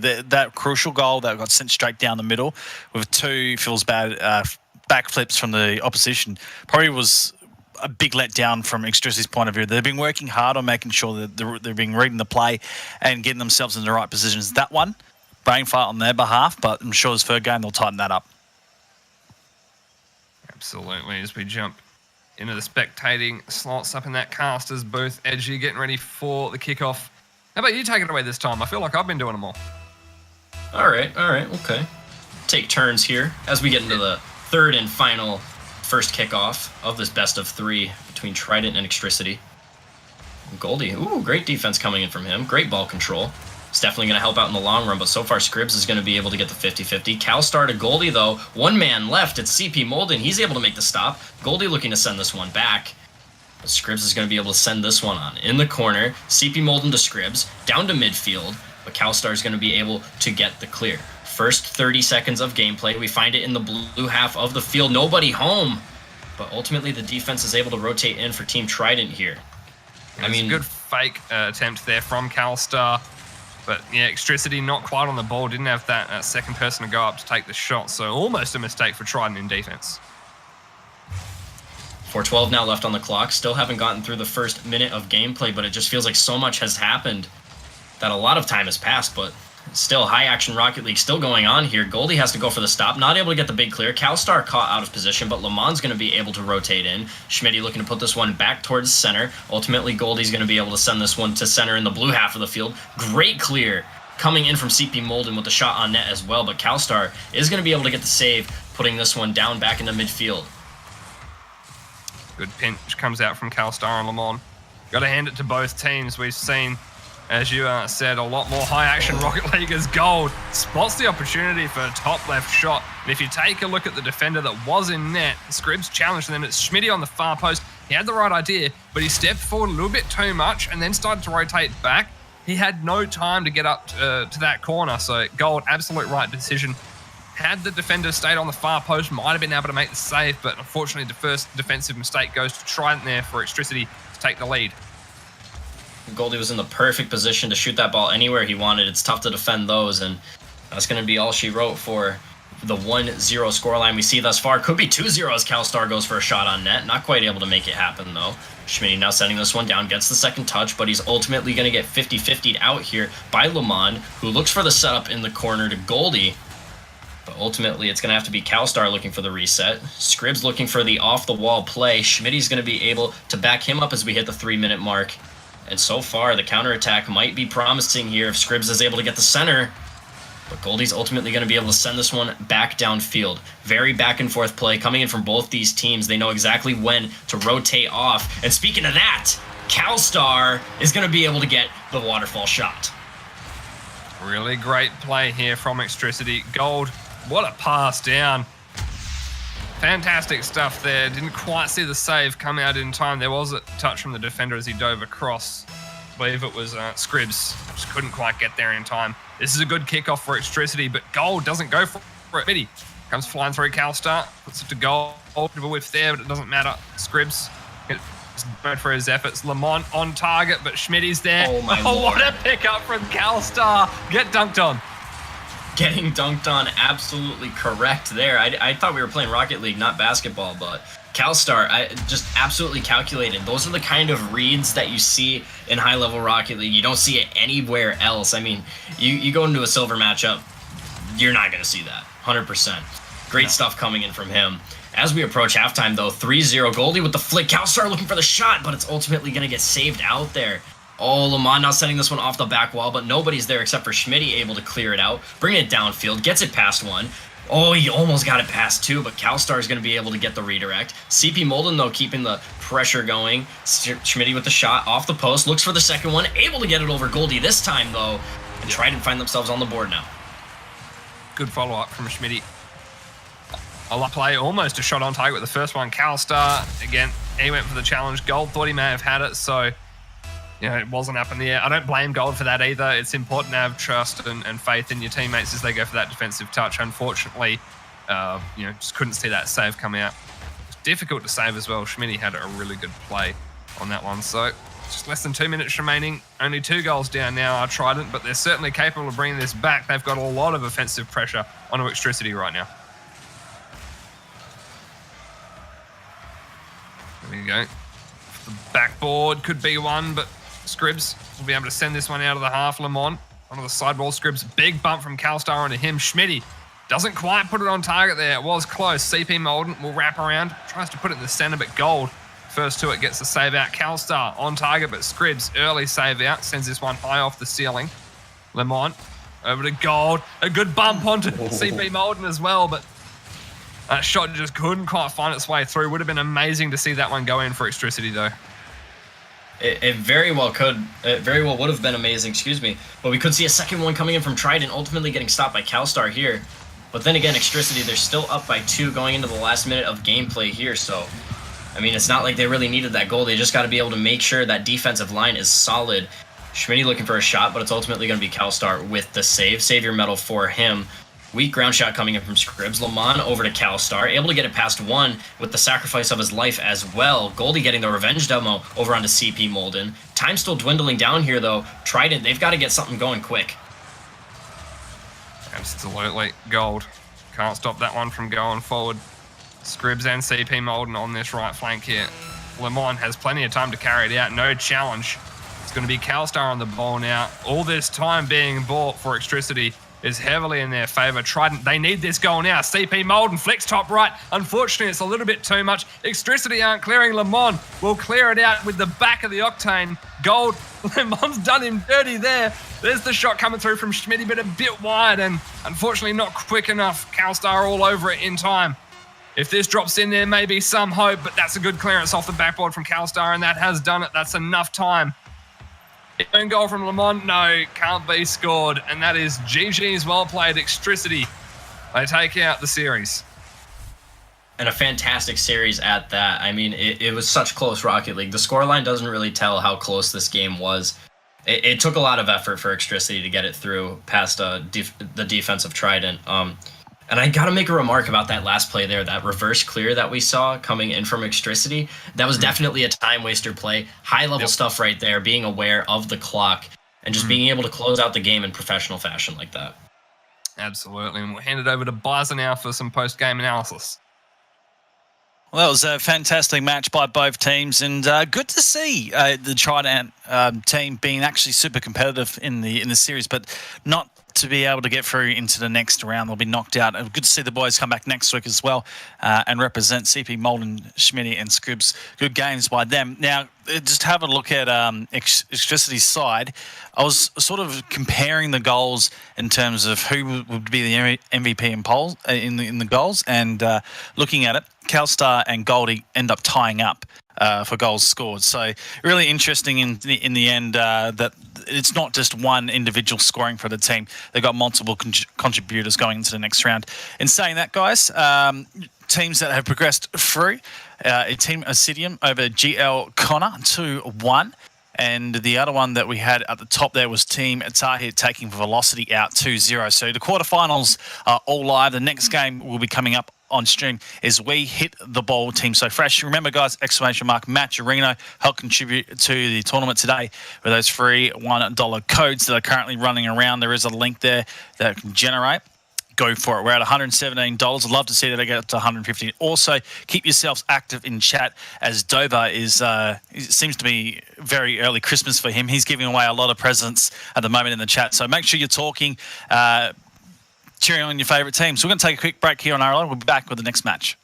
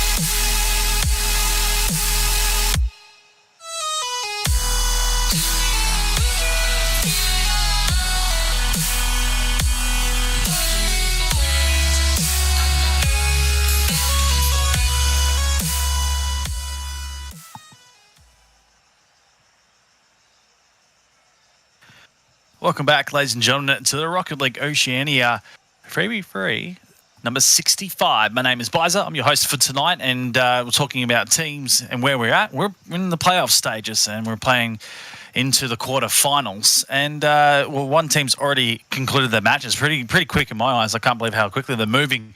At Storm Esports, taking out Team Tahit at 2-0. And just to let everyone know, the Storm Esports, obviously, Roffy, Classic Goldmate, and Ames, PlayStation players, being absolutely interesting in terms of tournaments. We'll see them in the semi-finals, or if they get themselves to the final, will be interesting. But we need to talk about the match at hand. It's We Hit the Ball taking on Team So Fresh. We'll go through the teams very quickly. We Hit the Ball, Bailey Mate, Siva, D-Man. And for Team So Fresh, Joey, Fresh, and Hypo, I believe, on that point. It's going to be an interesting match. Remember, guys, exclamation mark match arena. At the moment, the codes are not working, so don't stress out. If you can't put a code, we'll get it working. Nonetheless, also the hashtag on Twitter, RLO65, taking shout-outs out there. I'm going to hand you over to the casters, and they'll take you through the gameplay as we get this quarterfinal underway. It's Rinkies and NG Murphy with your call. Well, thank you very much for that insight, Mr. Biza RL. Be sure to give him a follow on Twitter. He's a pretty cool dude. Speaking of which, you can follow me on Twitter, Edgy Murphy RL. I'm here with my boy Rankies, as Biza said. Rankies, you on the Twitter? I think you are. Yes, I am. Mine is just at Rankies. Oh, it's simple enough. Keep it simple. Well, I mean, these guys, they've made it this far in the tournament. They've got to be some pretty good players here. And you being from the OCE scene, you're more familiar with these guys, I do assume. No. No. It seems as we're getting further on. The only person I know, actually, no, there's two players I do recognize. Obviously, Bailey Mate and Siva. I've known Siva for quite some time. Bizer just came in with something there. Was you got something to say, Bizer, or? Nah, just a sigh. You're right, Rankies. You're all good, mate. Just the sound effects. Yeah, I got the Bizer soundboard. We have it live, ladies and gentlemen. I was thinking the same thing. Bizer soundboard. Go! Oh man, that is some true casters chemistry right there. How far we've come in our first cast here, Rankies. It's quite a while. Looks like the sign has been given. Yeah, okay. Okay, no, I do know all of We Hit the Ball. I haven't seen them under this team name before, though. Demand from Pale Horse. Obviously, know him. Oh, boy. Worked with that organization a little bit. But Team So Fresh, have not seen them before, so it will be interesting to see how they develop. If I have seen them before, I do not recognize or remember it, so... Good start from them, though. A lot of offensive pressure to start things off. But it looks like that offensive pressure is going to be going the other way as Bailey Mate flicks this one up. Ultimately, Hypo is going to be sending this one on, though. D-Man meeting this one in the air. Fresh with the stop. Joey and Net, he's got to look out here for the RKO from Bailey Mate, but Fresh is going to be able to bail him out with the save. Siva sending this one on 30 seconds through the match. Off the back wall, looks for the redirect. He's not quite able to make it happen. D-Man putting this one off into the corner. It's going to be a little tough to continue this offensive pressure, but nonetheless, We Hit the Ball. They're still going pretty strong here. And I'm going to have to eat my words as Hypo looks for the shot. Siva's going to make the save, though, and things are starting to turn around here for Team So Fresh. Yeah, good save from Siva. Quite the player, that guy. I've spectated him for a long time. Hypo sends that one long. Siva on the back of the ball now. For a pass to a teammate off the backboard. There's Bailey Mate again. Backboard. D-Man rotated to the wrong post. Unfortunately, thought that Bailey Mate might have had that shot on. D-Man sends that one into the center. Picked up by Joey. Hippo not able to connect. Siva will be picked out by Fresh there. This could be a shot opportunity. No one challenges him in time, but unfortunately for Fresh, he could not put that ball on target. D-Man robbed by Joey there. Siva off the backboard. Just with a clearance out. First minute and a half feeling quite empty. Both teams just going back and forth. Well, I mean, they are very even thus far. The rotations are on point, etc., etc. All of the fundamentals of Rocket League being displayed in professional skill right now. As Siva looks to get this one going for Bailey Mate. A little bit of a slower play, but it's off the hood of Hypo there. Fantastic stuff. but ultimately it is going to be a team play. Joey ultimately with the clear on that one from Hypo. D-Man's going to be able to scoop this one through. Joey's going to put this one off to the side, though, and make things a little bit more difficult for Team We Hit the Ball. Ultimately, though, the offensive pressure is still going to be going off in the corner. Bailey May is going to be putting this one towards center. D-Man looking for the shot, but the double commit is going to spell disaster here for We Hit the Ball, as Team So Fresh are going to be looking for the counterattack. Doesn't last very long, though, as we approach halftime here, as Bailey May looks to get the center. Could we see a goal? The answer is going to be no, as Joey gets the clear. Wrap around. No one picking it up until Saver and Fresh make it the 50-50.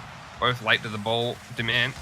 It's for the clearance out, picked up by Hippo. Seaver couldn't find it past Hippo. Still in the We Hit the Ball half for now. There's the clearance now from Bailey Mate. Fresh does enough on the backboard. Hippo picks up a demo on Seaver. Demand been beaten out there. Fresh, that's a good touch on, but Seaver respawns in time and dives across for the save. I mean, with 2:05 left on the clock here, this is the game that you want to watch if you want to improve your Rocket League. Oh my lord, what a save. It could very well be in. Oh no, Bailey Mate. Oh man, Bailey Mate wanted to get that save so bad. Hypo with the shot. Fantastic stuff. Siva almost had it, but it was that one touch that ended up solidifying the deal there. I mean, just what a way to get a first goal. That's all I have to say about that one. Absolutely, a first ripper of a goal there. Fresh needs to save, does get it. Rotate through onto it again. Demand brings that one up. Saver couldn't quite connect with the ball. Joey, the slide ball now. Bailey Mate taps that one down. Good pick up by Fresh. Not going to be able to keep up on the possession as Seaver gets that one out. Hypo, Joey over the top of him. Nice space. Bailey Mate. It's with a pass. Unfortunately, knocks D-Man out of the way. If Fresh had to put that on target, that would have been the second goal for Team So Fresh. That very well could have been, but we could see a goal here for We Hit the Ball. It doesn't last very long, though, as Siva has to go for the clear. Joey's going to be able to meet this one. Play starting to heat up a little bit here. But ultimately, it looks like it's going to be a bit of a defensive reset, a retreat, if you will, for Team So Fresh. The back pass could spell disaster here, but no, Joey's able to scoop it over. The second goal for Team So Fresh. Right on, 59 seconds left as well. Starts to make you wonder if it's going to be possible for We Hit the Ball to make it back into this game. Still plenty of time for them to do so, of course. Coming in the next kickoff. Again, they need fast-paced game is definitely in their favour. Seaver needs to make the pass. Hypo able to find it past him.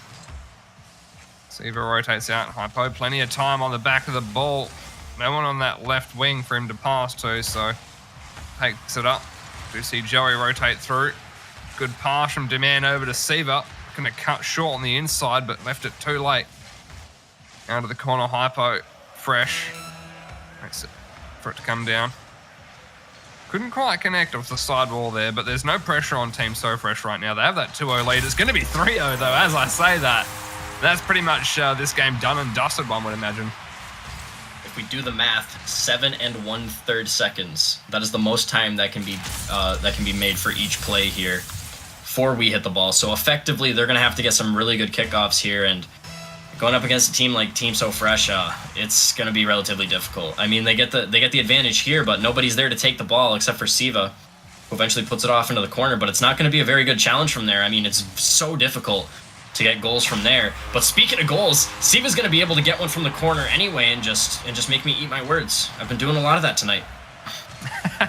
Well, to be fair, you said was it 7 1/3 seconds, but that one took a little bit too long. That one took 12 seconds, so now they're averaging 5 seconds for a goal just to tie things up here and send it to overtime. And the kickoff's not going well. Hypo doesn't even need to score here. They just need to keep possession, waste time, and that's going to be it. Team So Fresh take out game one.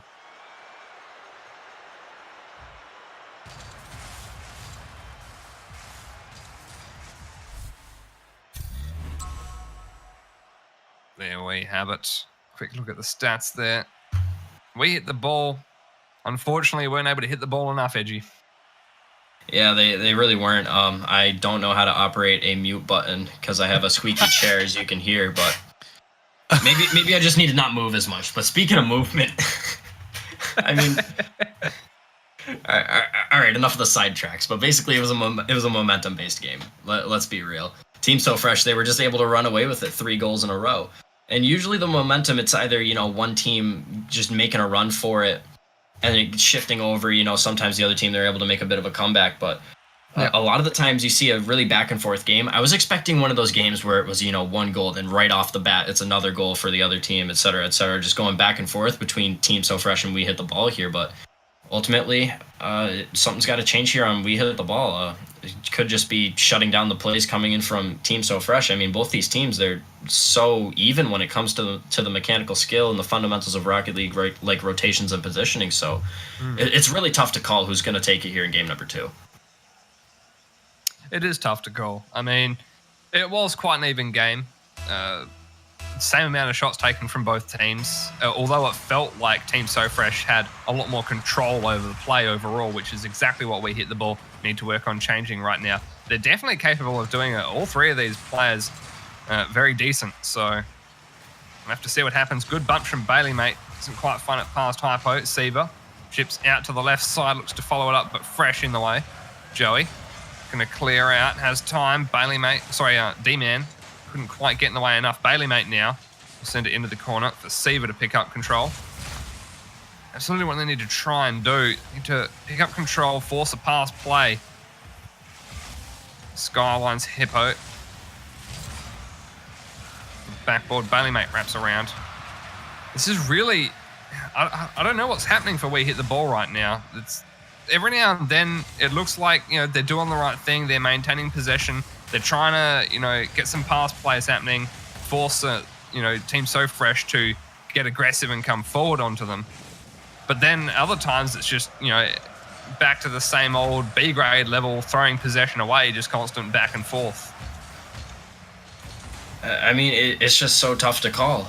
This is the kind of Rocket League that you watch and you're just like, you don't have any idea what's going to happen next because you can't really read these teams too well. And speaking of reads, D-Man's going to be able to get the shot, but the 4th man, the crossbar, is going to be able to make the stop there. Oh, counterattack coming in from Fresh, but it's ultimately going to be off the post, off the back wall here. Could be another attack, but ultimately Team So Fresh, they're just going to look to try and maintain control of the ball here. There we go, Bailey, mate. To the side corner, Joey sends that one across.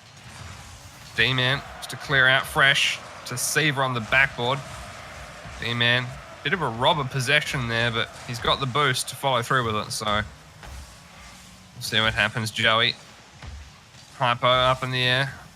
Couldn't quite read that well enough. Seaver definitely going to beat him to it all day, every day. Fresh, that's dangerous. D-Man, he hasn't committed enough. That's a slow shot, and Joey has plenty of time to get the save. An unfortunate mistake there for We Hit the Ball in offense. They weren't able to punish Team So Fresh off the post, rolls over the crossbar and everything. Poor old Team So Fresh not able to capitalize on that golden opportunity either. I mean, we're coming down to halftime and it's still scoreless. We Hit the Ball. They've got to work on getting that consistency going, being able to punish those plays. Seaver's going to get the save, though. Play now developing back down into the blue half of the field. Team So Fresh on the defense. And speaking of Fresh, he's going to be able to get that clear. Skyline Hypo rather, excuse me, I can't pronounce names, is going to be able to get the further clear the ball downfield. D-Man, though, looking to get that counterattack going. Joey's going to make the stop, gets the second touch as well. And Team So Fresh, they're just going to keep We Hit the Ball on their toes. It just seems like they're able to keep that offensive pressure going a little bit better than We Hit the Ball right now, and that's what's been winning them over so far. Oh, there's the offensive pressure. Speaking of that, just as I was getting off my point. Yeah, look at the way that Fresh played it. Chipped straight into the corner. No one challenged him. He's like, all right, I'll get the follow-up. Happened to be Hypo rotating through, so it works out perfectly for him to take advantage of that shot. Again, pretty much down to We Hit the Ball, just lacking a little bit in defense. But it's happening for both teams, so can't really put the blame on either one here. Yeah, it's a very pressure-oriented game as we see the offensive pressure coming in from Team So Fresh. Nobody in net. Fresh is going to be able to get the last touch onto this one as well. 2-0 now the score. Minute 38 on the clock. It's still possible for We Hit the Ball, right? But it's just got that much tougher. Yep, certainly still possible. but I don't know. We hit the ball. Team So Fresh aren't making it easy for them. Yeah, they really aren't as we get down to a minute 35. Hypo sends this one off to the corner to Fresh, though. And ultimately, time's still dwindling down here. We hit the ball. They've got to do something quick. Yeah, I'd like to see, I've seen all three of these players play demand the least of which, but they definitely benefit from the fast pace. I can't believe Joey's messed that one up. That was a gimme. But yeah, the guys on We Hit the Ball definitely benefit from the fast pace, pass play action. Either they haven't been creating the opportunities themselves, or Team So Fresh, haven't been giving them the opportunity to do it in the first place. I think it's a little bit of a mixture of both. So you can put some blame on Team We Hit the Ball there. Remains to be seen if they can pull it off in time. 45 seconds. It's possible. I mean, 2 goals is easy for any team in Rocket League in that time. Seaver knocking it all out to be 3-0. Fresh with that pass. That's perfect off the backboard as well. The whiff there in defense. Bailey Mate gets demoed. Hypo off the backboard. He's done it. 30 seconds. 3 goals required. This is really tough now for We Hit the Ball. And I think stats are stacked against him at this stage. I mean, especially with the goal, with the style like that coming in from Hypo, I think that very well could be the nail in the coffin here. 10 seconds allotted per play for We Hit the Ball on average, and things are just looking dire for them. I mean, they're just that one step below Team So Fresh at the moment, and if I'm not mistaken, this is a best of 3, and their tournament dreams are going to be over. Last 15 seconds of the match, though. Still 3-0. Is it going to be 4-0, though? Is there going to be that extra style point coming in from Team So Fresh? As Joey looks to send this one on, gets 50-50 by Bailey Mate. Looks like that's not going to be the answer, though, as they find themselves back down on their own end. It doesn't matter, though. 0 on the clock, and the 0 hero goal is not going to happen. Team So Fresh take it in 2. Really unfortunate series there for We Hit the Ball. Team So Fresh, though, I felt like they earned that one. They were definitely playing better on the field, especially in that last game we just witnessed there. So that's another 2-0 series. We've only seen the one series go to that third and final game this evening. So I don't know, man. Some of these have been some real stomps. That one wasn't exactly a complete stomp, but heavy win there in the end for Team So Fresh. You know, something that doesn't really get talked about a lot in Rocket League is the tilt factor, and I think that might be something that is coming into play tonight. I mean, we've seen a lot of 2-0s, and it just seems like teams that need to brush up their skills a little bit. Well, not necessarily their skills, but brush up how they approach their opposing team. It seems like they're not really doing a lot of that. It seems a bit insane, going by Einstein's definition, at least, where you just keep doing the same thing over and over and you expect different results. So, I mean, there needs to be some more adaptability among many of these teams in this tournament tonight. Absolutely. It's been a long time since I've had the ability or the option to cast some NA stuff. And I like you bringing up, something that's not talked about often in Rocket League is the tilt factor, but I feel it important to let you know that in OCE, the tilt factor is brought up significantly more often than in NA. Maybe not so much as it happens in EU. It doesn't tend to happen at the higher level in EU, but, the lower level, which is very comparable to OCE. So, I don't know. But I agree. Tilt factor definitely plays a part in a few of the series we have seen tonight. Biza, your thoughts? Look, I think you guys are probably hitting the nail on the head. It's what we had to look in terms of those first 2 games, breaking it down, was no goals were scored until the 3-minute mark down. So the 2-minute mark under. So Hyper had in the first game had the first goal 1 minute and 59 remaining. In the second game, he had the first goal 1 minute 52. So it talks about a lot of pressure early on between both of his teams with the midfield battle, and I could see that affecting. We hit the ball coming into the later stage of that second game, just after that first goal with Hyper, and then Fresh coming through, and then sort of them getting into positions where there's no congestion in the last 2 minutes. Saw the fact that We Hit the Ball just lost the momentum and sort of. I don't want to say it, but it looks like they gave up in the end and just didn't really contest as well as they should have. After what was really valiant in the first 3 minutes of both games playing really hard. The last 2 minutes they dropped off. So maybe in competitive play, just some more work for them getting the stamina to play out the full 5 minutes of Rocket League, even if it's a tough growing game, and try and get those goals back, working hard at it. So, yeah, not an easy one for them at the end of the day. Not able to get the job done. Team So Fresh himself, an experienced Rocket League player that I've seen pretty much for a year and a half playing Rocket League consistently. So it's really good to see him in today's tournament. Yeah, man. He was all. I've not seen him at all. He's been he plays in the small little stuff where he can get to it. He's not in the big stuff, but he's consistently been playing. I've seen Team So Fresh, not every single week rankies, but every month he's always playing. So it's good to see him and a couple new blood as well with him.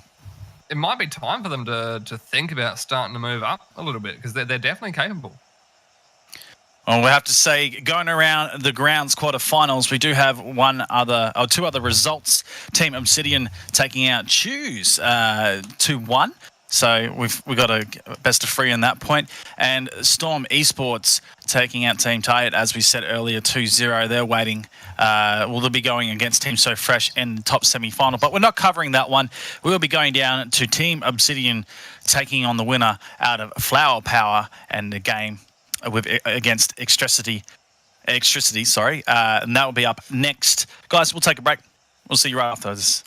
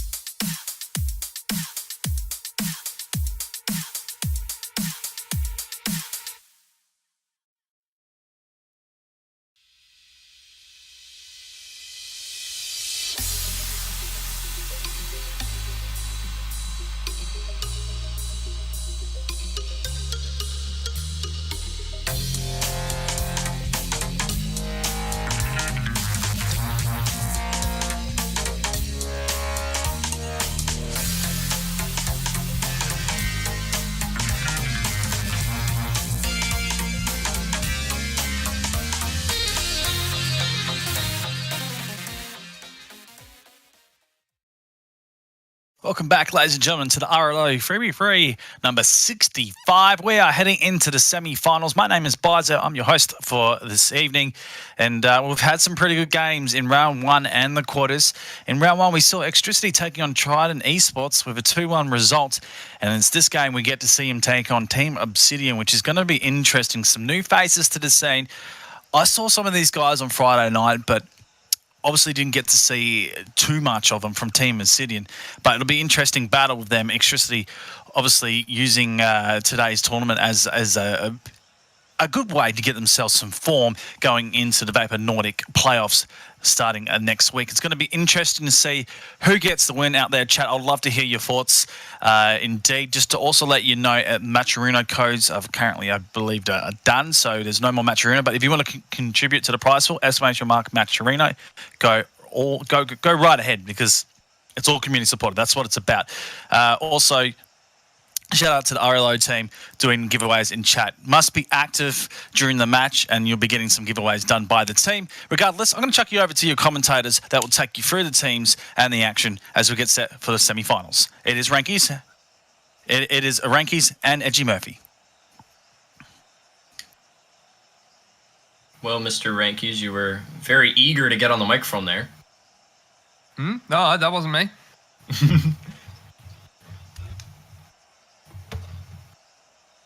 Oh, he done goofed. Alrighty. Extricity. Are you expecting a win here? I mean, Obsidian have Beatnik. Beatnik is, he's a guy, all right. He can hit a ball. You know, I'm not in the place to make comments on Beatnik. I don't really know him too well, so I'm gonna leave all that to you, Renki. I'm gonna leave that to you. Alrighty. Well, That's all I gotta say. I was saying earlier on, Church and Marshy, neither of these players I'm familiar with, but again, like Beatnik, he's just one of those guys. Smack the ball around the field. I like Beatnik, quite a good player. I think we're ready to get under the way, so if Bizer can give the sign for players to join up onto their sides. There we go. Extricity definitely looked very powerful in their series up against Trident. Trident put up a hell of a fight. Unfortunately, they just weren't able to make it to that finish line there. We'll have to see how things go off the kickoff here. Oh, there's the battle cry coming in from Goldie in chat. He was able to get the push forward. Lamont looking for the shot on net, but it's ultimately going to be off the back wall. Calstar looking for another one, and the redirect! Oh, just off the base of the goal post, though. What an opener coming in from Extricity. We go Beatnik with the saving clearance out. Calstar on the sidewall, just to follow up. It's a good pass across to Gold. What a finish. That's some high-octane gameplay. Oh, yeah. High-octane gameplay indeed as Calstar climbs the ladder. Just wow. That's all I have to say. Extricity, they are definitely displaying their dominance out here on the pitch, especially with that opener and being able to get that rebuttal there, maintaining that offensive pressure. That is the stuff that you need to win games in this tournament.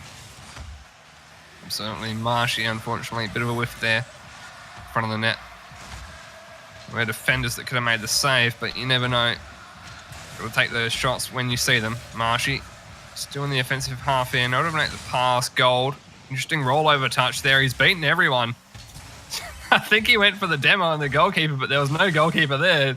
He had to do the whole, oh, okay, and then handbrake, turn around and get back out of the half. Realised he was wasting a bit of time.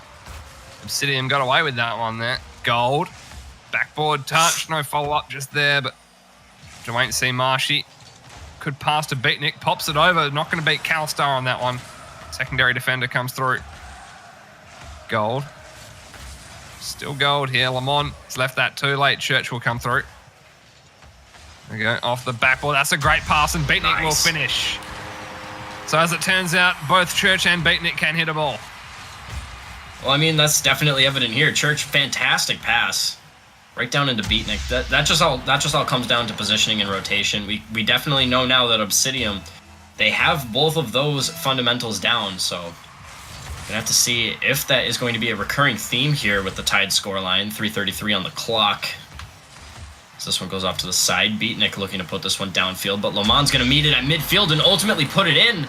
I think Calstar was a bit of a distraction there for the defender as well. If we take a closer look on the replay, I mean, Beatnik on the 50-50 there with Calstar. He wanted to get that one downfield and ultimately just ended up getting smashed in by Calstar, and that's all she wrote on that one. Yeah, a bit of an unfortunate jump to start things off, that attempted save. Calstar, it's not going to squeak in. It will roll up the post, though. For backboard, it will be Marshy to clear. Beatnik, good rollover touch out. Lamont off the sidewall. Marshy sends that one forward. Gold sets it up for Calstar. A little bit too close to Church, though. Lamont comes through, try and tap it out of the half. Beatnik's there, but can't do anything about it. Marshy and Church in the corner here with Calstar. Calstar puts the pressure on Gold. Didn't end up wasting time completely. Did get the demo on Beatnik. Lamont now. That's one that got away from him there. Off the backboard. Obsidian doing well in defense with the clearances, but haven't been transitioning too well into offense. That's definitely evident as Extricity are still able to keep the offensive pressure going. Not for long, though. Beatnik is going to eventually be able to get it clear, and Extricity, it looked like they were a little bit too far pushed up. They had to wait for that defensive rotation to come back in for a better clear, and because of that, Obsidian, they're starting to get a little bit of offensive pressure going here. Not for long, though. I mean, Extricity, they're so good at doing those treetop plays where they just keep the ball in the air and they're able to keep it out of reach of Obsidian here. So, time dwindling down. It looks like Extricity, they're not really going for goals right now. They're just playing the clock. I don't really blame them for doing that either. Don't want to give away too many opportunities. Just play it smart. Gold. Is that one high? Lamont. Beatnik backing up, getting ready to make the save off the backboard. Calstar wasn't quite up early enough. Church to Beatnik. Off the curb, nicely placed, but Gold will be the first to it. Marshy. Good touch up in the corner. Again, he's let it get away from him, though. It's going to be up to Beatnik. Does find it past Calstar, but Gold puts that across Lamont. Isn't there. No 3-1 yet for Extricity. Off the back of that, Church with a counter-attack, and we make it 2 apiece. Marshy not able to connect. Will be Lamont. Tries to flick it up. It beats Beatnik. Church has time to turn around. Pumped a little bit out of the corner. He's beaten Calstar as well with that slow-paced touch. Marshy over the top. Looks to correct and for a pass, but Lamont too quick with the ball there. Could make a pass himself. Beatnik does get the touch. Church got bumped as he went up. Almost devastating blow there.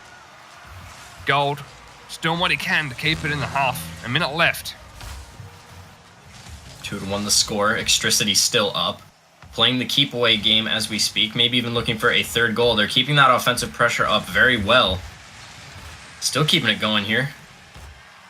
As Lamont looks to send this one on to midfield. But Obsidian, they're starting to get something going here. Beatnik looking for the pass. Not quite able to get it, though. Marshy off the corner. Goldie picking this one up, though. Gets fully boosted. A little bit of style points there with the upside-down aerial. But because of that, Church is going to ultimately be able to get a touch onto that one. 30 seconds now remaining. Lamont getting this one off the back wall. Perfect pass, but Marshy's right underneath it. Over to Church. Off the back wall here, though. Oh, the angle, but it's ultimately going to get saved out by Lamont here. Off the back wall. Beatnik goes for the touch. The 50-50 sends it off to the side, though. And with time dwindling down, things are looking rather dire for Obsidian here in Game 1. It is the best of 5, though, so they are going to have a couple extra games to work with. But right off the bat, looks like they are going to find themselves down 1. If this ball hits the ground before they're able to score a goal. Still up in the air. Oh, there it is. Okay. No OCE keepy-ups here. Doesn't happen anywhere near as often as it used to, unfortunately. That used to be what we were known for. I remember quite a while ago, I managed to get Leaf X to do a bit of car with us for RLO, and he was absolutely amazed at the OCE keepy-ups. So those were the golden days where, you know, it's 0 seconds left and like a minute of gameplay with just the ball up in the air, but no such thing here. Obsidian, they did have an opportunity right at the end there. They weren't able to quite take advantage of, I think there were 2 golden opportunities within those last, maybe 30, 45 seconds. But there we go. Some big ping spikes for Gold. Hopefully that settles down before we jump into the next kickoff. Jumped all the way up to 280 ping, I believe, is what I saw. I saw over 300 at one point. That was a little spooky to see, but I mean, he's still pretty high up there on the ping. I mean, 92. That's where I start calling it and start getting a little upset, if you will, with my internet connection. Yes, it's rare to hear an American complaining about internet. Well, I mean, sometimes I play with my friends all the way across the country, US West, and I get something like 80 ping at least on those servers, and it's a little frustrating at times. I find it to be worse to play on than 240 ping when I try to play OCE. Really? Sometimes, yeah. Because at least with 240 ping, like, I know that I'm gonna have a hard time hitting the ball, and I play accordingly. But when I'm on like 80 ping, I'm like, well, the game is still, in quote real time, so I'm able to, play kind of the same. Sometimes the ball just goes right through me. But speaking of Rocket League, we are going to be getting into game number 2 here, the best of 5. Extricity currently up by 1 in the series. Well, not last game 3-1, but the real question is, what's the scoreline going to be this game? Could Obsidian potentially make a comeback here and tie up the series? I think they're capable of it. Need to see Marshy hit the ball a bit more outside of defense. He had quite a lot of work done in defense, but didn't really see too much of him in the offensive half. Did see a fair bit of Church and Beatnik, though. They did work that first goal for themselves. They can keep up that offensive duo, even if they do leave Marshy as the key defender and then just work Church and Beatnik in offense. That can work. It's not as good as having all 3 players rotating through and everyone being effective at any position on the field. But if that's what you got to do to try and get ahead, then absolutely go for it. Well, that is as long as the defensive line does not falter. So far it hasn't, though, as Extricity find themselves on the defense, getting a little bit of offense going here. All 3 players in the blue half of the field here for Obsidian. But ultimately it is going to get cleared out here by Lamont. He gets fully boosted, looking for the dribbles. Trying to get that flick in the corner, but ultimately it's going to result in a 50-50 from Church. Marshy now sending this one downfield with Church. A little bit of air drag action, but CalStar is going to be able to keep that pressure going. Nobody's in net. Is anybody going to be able to get to it? The answer is yes, as Marshy puts this one off into the corner. 3:30 left on the clock. Still scoreless here. And it looks like Obsidian's a little bit different than last game. They're starting to get that adaptability going. Absolutely. Extricity haven't been able to find too many holes throughout the midfield play from Obsidian. Lamont. Working the sidewall could work out to their advantage. Beatnik with that pinch. Marshy can't quite drop it down. CalStar has left that way too late. Beatnik will go over the top. Lemon, what a save, though. I thought that might have gone in. That absolutely crazy save. I mean, I thought it was going to go in as well, but I mean, he was just able to catch that with the front bumper, pinch that one out. And sometimes when you just have to go for those saves. I mean, he was caught out of position, but he's certainly been practicing those. Those take a lot of practice, and certainly not something that you learn overnight. Absolutely. As CalStar pinch out of the corner. Beatnik. Defensive touch into his own corner. Marshy does beat out CalStar on the challenge. Church even gets the prediction on gold. Beatnik needs the touch, gets the save out to the corner. It's a good place to put it as well. Beatnik keeping gold out of the game, but the shot comes through from CalStar. Unfortunately, he whiffs onto the post, but the follow-up sends it true to home. Just that offensive pressure, able to get that defensive breakdown going, especially the bump onto Marshy as well. He was looking to rotate back into net, but I think it would have just gone over him anyway. All 3 players over on Obsidian, they were just found right in front of the net, and normally they should be able to be rotating around, but they ended up getting locked down there. There we have it. Beatnik sends it out. CalStar blocks it. Still on the back of the ball, Gold trying to wrap around and be useful. Couldn't find any opportunity for the pass players, it turns out. Church. It's a good touch. Slow one for short post, but Marshy not quite there in time. We'll send it over for Beatnik now that he's up there. But that's all 3 committed. If Gold can put it on target, and he does. That's a great shot from Gold, the way he floated through the air. It's difficult to develop power off of those.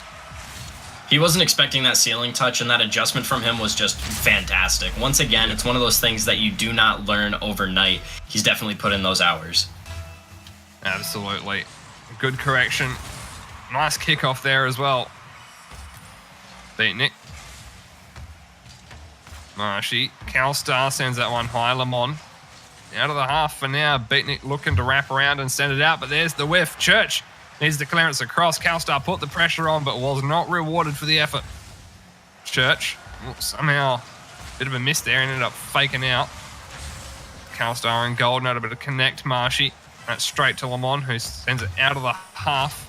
Picks up the mid boost. Gold up in the air to receive the pass. It's a fake out. It's off the post. What a save from Marshy Church. Will clear it out of the half. Obsidian, so close. They managed to get it out of the half, and Electricity, they could have almost made it 3-0 there. Guess they felt that it might have been going in, so they never bothered to follow it up. But sometimes that's why it's always worth following it up and making sure it goes in. I mean, then again, they're also up 2-0, so they're probably just in that comfort zone where they're able to sit back on defense a little bit more, and they don't need to worry about getting those goals. Besides, on the kickoff, there's still a chance of getting the kickoff goal, so they don't want to be giving anything to Obsidian. Did I just see that correctly? Bit of a weird interaction there. Church, pinch on the sidewall, and then... Okay, the replay was different to what I saw in real time. In real time, it lagged out for me. That was just a straight up own goal. That is an unfortunate redirect. I've had those kinds of own goals happen before, and I feel Church's pain. 100%. Yeah, With 30 seconds remaining, though. Oh, off the post. Oh, the redirect. 25 seconds now remaining. 4-0 for Electricity. 99% chance that they're going to be taking game 2 here. With the demo as well. Yeah, it looked like the demo was what added the power to the ball. That was You can't make this stuff up. No, I'm still stunned by the Church own goal. Honestly, in real time, it lagged out for me, and it was like the ball just rubber banded. I saw in the in the replay, it became quite apparent that Church had made an unfortunate mistake. He's not going to be able to bring back something for his team. So unfortunately, it was close.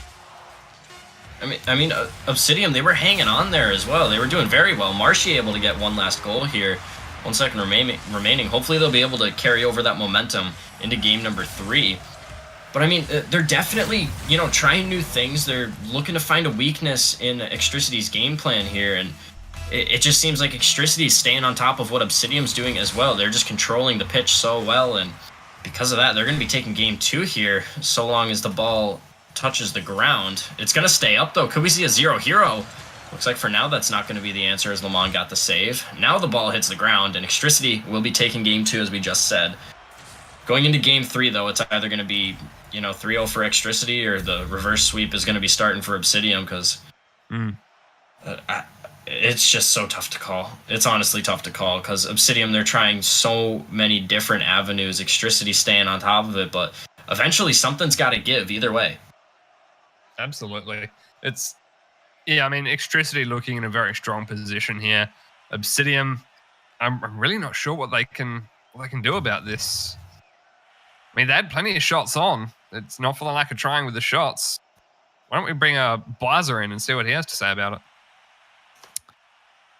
Look, it's been rather interesting to see that it's still a close competitive match, and Obsidian weren't able to get the 50-50s in their favour in that game alone. Sort of didn't see much of Beatnik, didn't see much of Marshy coming into it. Marshy obviously getting the last goal, but the mistake from Church coming across and the communication between them, just they let themselves down on that point, and they were looking to build a lot better in this game. And especially after a pretty good start, Beatnik getting in with a goal in the first game. So at least they got that one. If they can build on that, just make sure the mistakes are pretty much 0, they can have a chance in this third game. The insight from Biza RL. 200 IQ as always. And my connection to the game has timed out. That is very unfortunate. So while Edgy joins back in, luckily there's that join party match feature now. While he joins back in, I'll just have to go at solo for now. I do have Bizer here, but I don't think it's an emergency just yet. Marshy off the backboard. Beatnik to the follow-up. That's a nice change here for Obsidian. I believe you're back in time to catch the replay of this one, Edgy. Yes, perfect timing. I mean, looking at the defense, it was just a bit of an error coming in from Goldie. Went a little bit too far forward. I think he was expecting a different angle coming in from Beatnik there. And ultimately, that just kind of messed up the back line of the defense there. I mean, both those guys, second and third men, they just weren't prepared for that. So with that in mind, Obsidian find themselves up 1-0. Could be 1-1 here as Goldie's able to get the redirect. 27 seconds in, already have had 2 goals between both these teams. I like it. Good pass from CalStar to Gold. Could have been a shot on. May have been saved. Good job to have Gold there, just in case, you want to make sure that ball goes in, as I was saying before. 30 seconds through the game, tied up 1-1. It's almost like nothing even happened. Make that 2-1 now as Marshy's able to capitalize. Once again, we've seen this a lot of times throughout the tournament here, Renki.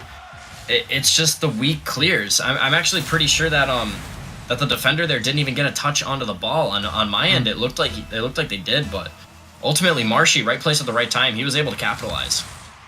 Absolutely. We're starting to see a bit more from Marsh in the offensive half as well in the previous game and in this one as well. So that's good to see. Church not going to be able to stop that one. This is just constant back and forth. Lemon, nice goal pick up there, but more often than not, constant back and forth, just goal for goal, isn't really an indication that both teams are really good and it's evenly matched. It's more an indication of both teams are making a lot of mistakes and they're just punishing each other equally for it. Not the hallmarks of your best Rocket League game, but I suppose it's entertaining. I 100% wholeheartedly agree with that. And that's all I got to say about that. A lot of people will mistake it for great Rocket League, but it's just the punishments going back and forth. Like you had said there, Renki. Down below 4 minutes, though. Still almost like nothing happened. Tied up 2-2. There's the shot. 3-2. We're still going back and forth here between both these teams. What was that angle, Lemon? Does it himself. Good pass forward from CalStar, but the way he put that off the backboard and then caught it. I mean, that's a tight angle. He had his protractor on lock. That thing was on point. He studied maths in school. Yes. A in geometry. Wow. Amazing stuff there. Gold. Wraps it around for Lemon again. Not going to pull off another insane angle.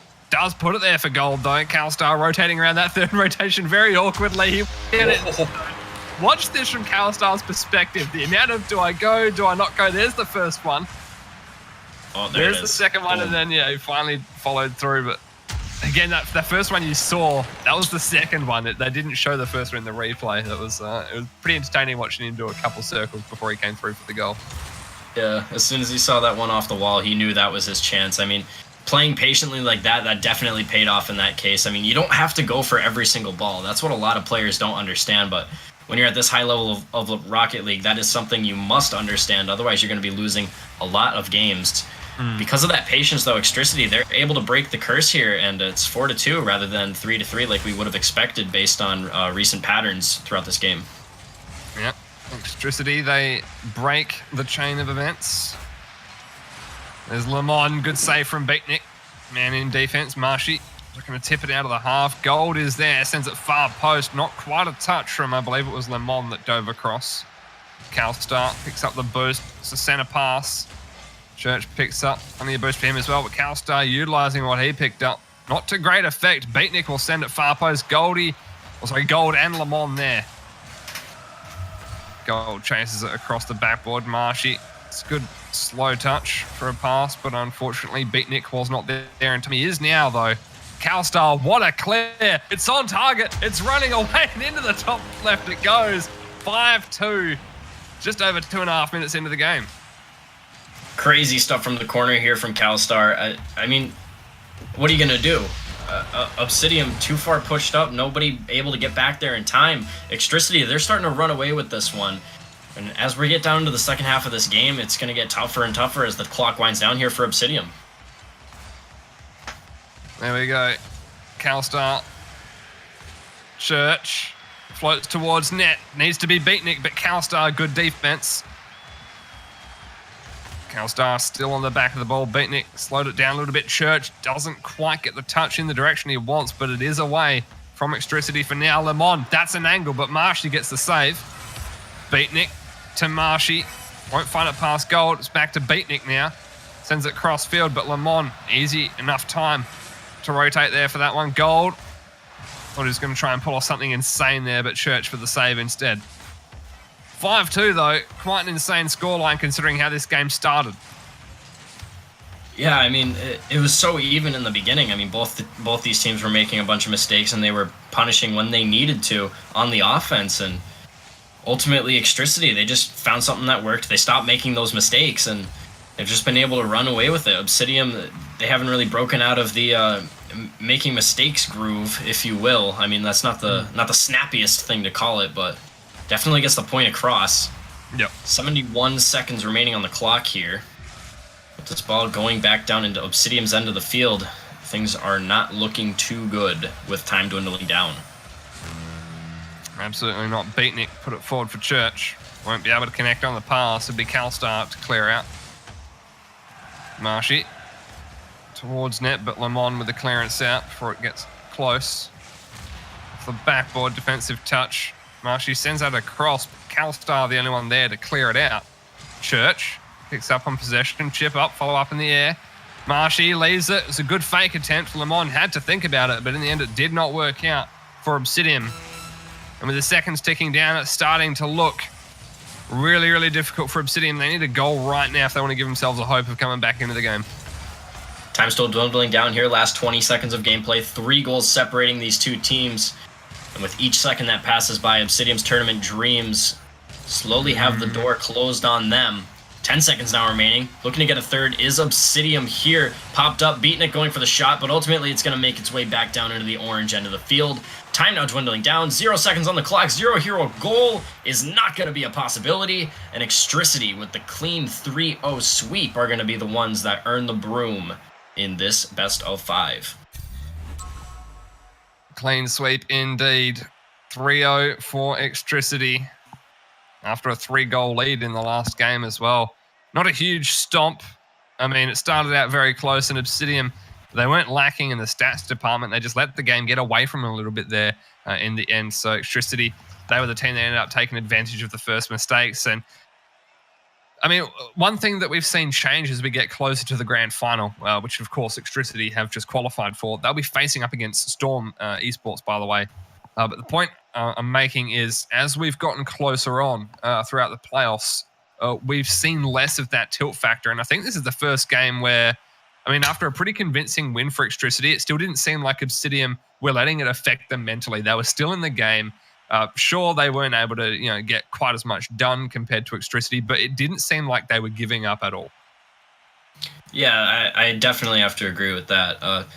It seems like it's a bit of a sportsmanship thing with yourself more than sportsmanship against other people, I guess.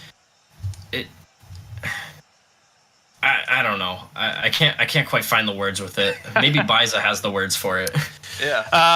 No. I'll be in the same boat as you, Edgy. I don't have the words for it. What I can say is the last 4 goals from the 4-minute and 18-minute mark was scored from Electricity in that last game. So they go into the final with absolute momentum. I got to say, some people say momentum is not a thing in Rocket League, but I think it well and truly is. These guys are hot on the trot, and best thing about the whole team is Goldie had the first goal, Lemon had the second, and the third, and Calstar with the fourth and the fifth in that game. Also, they've stepped up their goal scoring through the second game with a 2-1, a 4-1, and a 5-2. So they're not slowing down. They're looking to score more, increase the pressure, and that's a really good result from them. Team Obsidian. I haven't seen Beatnik play in that team before, so probably a different player, and they're just learning as well. They're brand new. So it's good to see them get this far in a tournament into the semi-final, and they'll be taking the replays back over and having a look to see what they can do to improve themselves. Hopefully we'll see them next Sunday. On that point, guys, we might as well get ready for the final, a best of 7 coming up, and it's going to be Storm Esports taking on Extricity. It's going to be an exciting one. We'll take a quick break. We'll be back with the final. We'll see you right after this.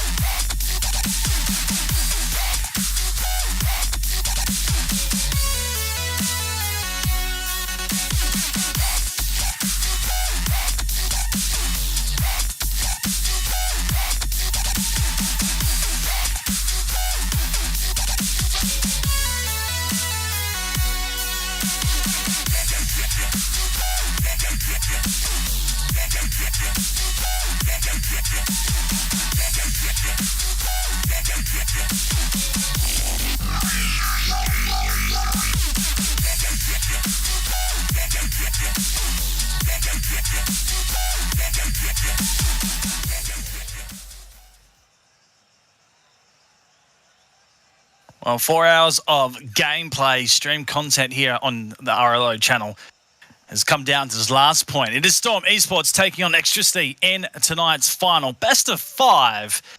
It's going to be an epic one. It's the RLO February Freddy, number 65 as well. I just like those smooth numbers of 5 and around even numbers. It's just something about it that gives it a little bit of hype. Fantastic to see all you guys in chat. And, well, it would have been awesome if we got that 100 mark. We're so close. Chat, you know what to do. Get on Steam, get on Discord, spam all your mates, get everyone in here. This is going to be a ripper of a match. I don't want to swear on the stream. I'm very close to right then. Holding it back. Crazy. Absolutely crazy. Chat out as well, ! Match Arena. If you want to contribute to tonight's prize pool, you're more than welcome. There's no more codes that we can grab at the moment, so 170 where it sits, but you guys are more than welcome. There it is. To break this down, I'm not going to hand over to Yep. I'm going to bring the boys in and we're going to have a chat about this game because I think we've got two really interesting teams here right now. I'll bring Rankies and Edgy Murphy in. Rankies, interesting to see Extricity. We've seen them twice in tonight's gameplay, and every time we see them in these games, they've improved themselves, haven't they? Absolutely. They've been the feature team. This will be the third time that we're seeing them. And yeah, they've been improving as the night goes on, so I'm sure they'll be feeling pretty confident heading into the grand final here, especially after the clean sweep they just had. It is up against a team that's going to be quite tough to beat, Storm Esports. You look at the players, Rothy, Exception Classic Old Mate. I mean, X-Ames, what do you do? It's going to be tough. I'm sure Extricity are preparing themselves for this right now. I'm sure Edgy Murphy hasn't seen much of the Storm Esports, but I think he's seen a little bit of it. They're very heavy presence right now in Twitch chat, bantering away and whatnot. They're having a bit of fun. But X-Ames, you highlight the point in the name. He is one of the strongest players in that team and can do some damage. Roffy as well. Edgy Murphy, what's your feel on this? Well, considering the fact that they've been making some noise coming through the tournament, I heard that they beat out Team Tahit as well, and I've seen Tahit play before. Those are some pretty good players, if you do ask me. I mean, they definitely have to be a good team. I've never seen them play before, so my expectations are relatively high for these guys. Going up against Extricity, though, it's pretty 50-50 as far as I can tell, considering I don't really have a lot of info on Storm Esports. What are we thinking in terms of picks, boys? Best of 5, Storm Esports, PlayStation players, Extricity, PC. Who takes the win? Rankies. I mean, look, these PlayStation boys completely embarrassed some pretty high-rated PC teams in one of the Vapor events I cast with you, Bizer. So, honestly, as much as Extricity have been playing extremely well tonight and they have been only ramping up, would not surprise me if we see Storm take a couple of games off, even if not the entire series. So it's a bit difficult to call it either way, but I'm expecting a game 5 to be played. Oh, that's a tough. I expected it as well, and I'm almost on the point of thinking that Storm for me as well. Like, as much as I love Extricity and the form they're building, this one's just going to be a tough one, and it comes down to errors for me between both of these sides. I think Storm just a little bit too much. They've got a bit more class in terms of their gameplay. It's crazy. Edgy, what about you, mate? Well, in the 20 or so minutes that I've played Rocket League on PS4, I've got to say, hats off to Storm Esports. I don't know how they do it.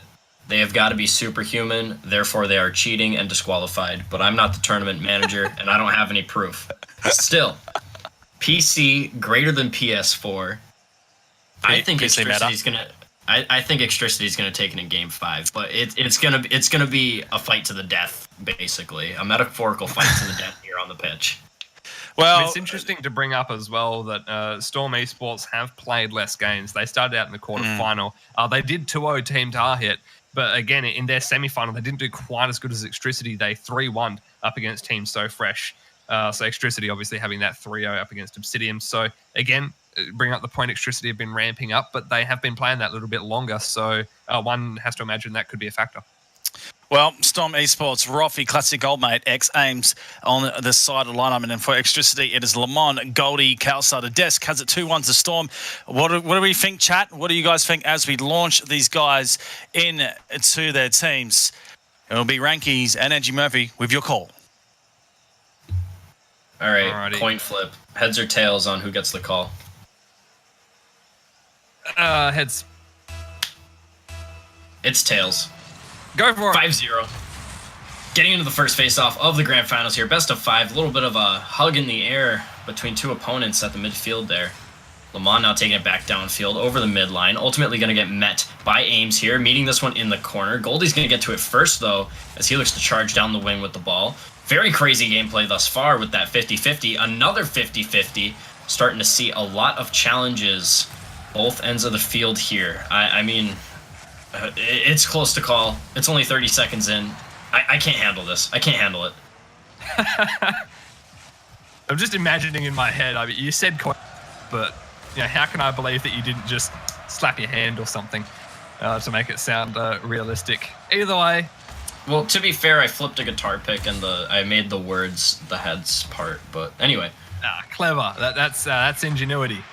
So far, not as much ingenuity from both teams here. It's, again, been a deadlock in that back and forth for the first minute here. Extricity, though, that's a boomer from Calstar onto the top by X-Ames, does get the clearance out. Rothy sends it downfield. Gold out of the corner now. Be a little bit slow to it. Doesn't actually get the touch. X-Ames will put that high on the backboard. It was an open net, so he'd have taken the shot. That would have been it. Rothy keeps it close to him. X-Ames is there. There's the angle off the backboard. Follow up from Classic Old Mate. Really high. I don't think that was intentional. Calstar will clear out of the half. 3:30 on the clock now, still 0-0. Neither of these teams seem to be making many errors, but a couple players with high ping here. Goldie up to 300, a little bit of internet issues coming in from him. And we have Rothy on 100 ping, and speaking of Rothy, he's going to be able to fire one in. Yeah, that's absolutely what he does best. Great challenge there off the defender. Classic Old Mate. Actually looked like he got the touch there, but apparently not.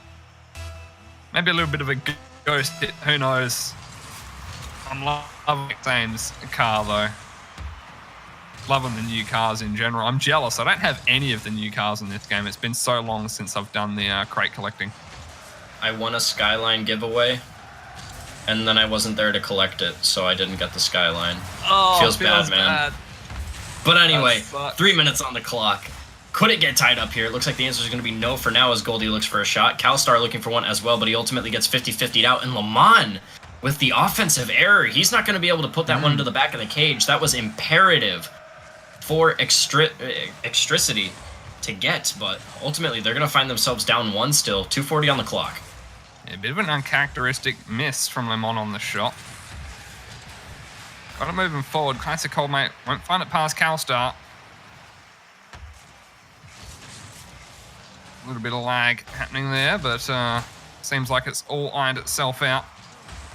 Gold on the back of the ball. Classic Old Mate. Oh my God. Hello? What was that? I was thinking the clear had come through. The way that Classic Old Mate approaches this, you know, Calstar on the post, gets that first block, and I think Lamont thought he had the second block as well, but good job to Classic Old Mate to stick on the back of that ball. Ends up sending it in the back of the net. I think that server lag threw everyone off, to be honest. Yeah, it really did. Normally the 50-50 is like that, though, on the goal. I mean, that's the kind of stuff that you see Fireburner getting. Let's be real. Yeah. Because that looked like a 90-10. I don't know how calculated that was. I mean, he definitely wanted to get in front of the ball there, but it just ended up going into the goal. Crazy stuff. We're going to see Storm Esports here up 2-0 under the 2-minute mark as well. So Extricity, they're finding a team that's worth their match right now. They're going to have to step their game up quite a few notches if they want to be able to take game number 2. But we're still in game number 1, minute 40 on the clock. It's still 2-0. I mean,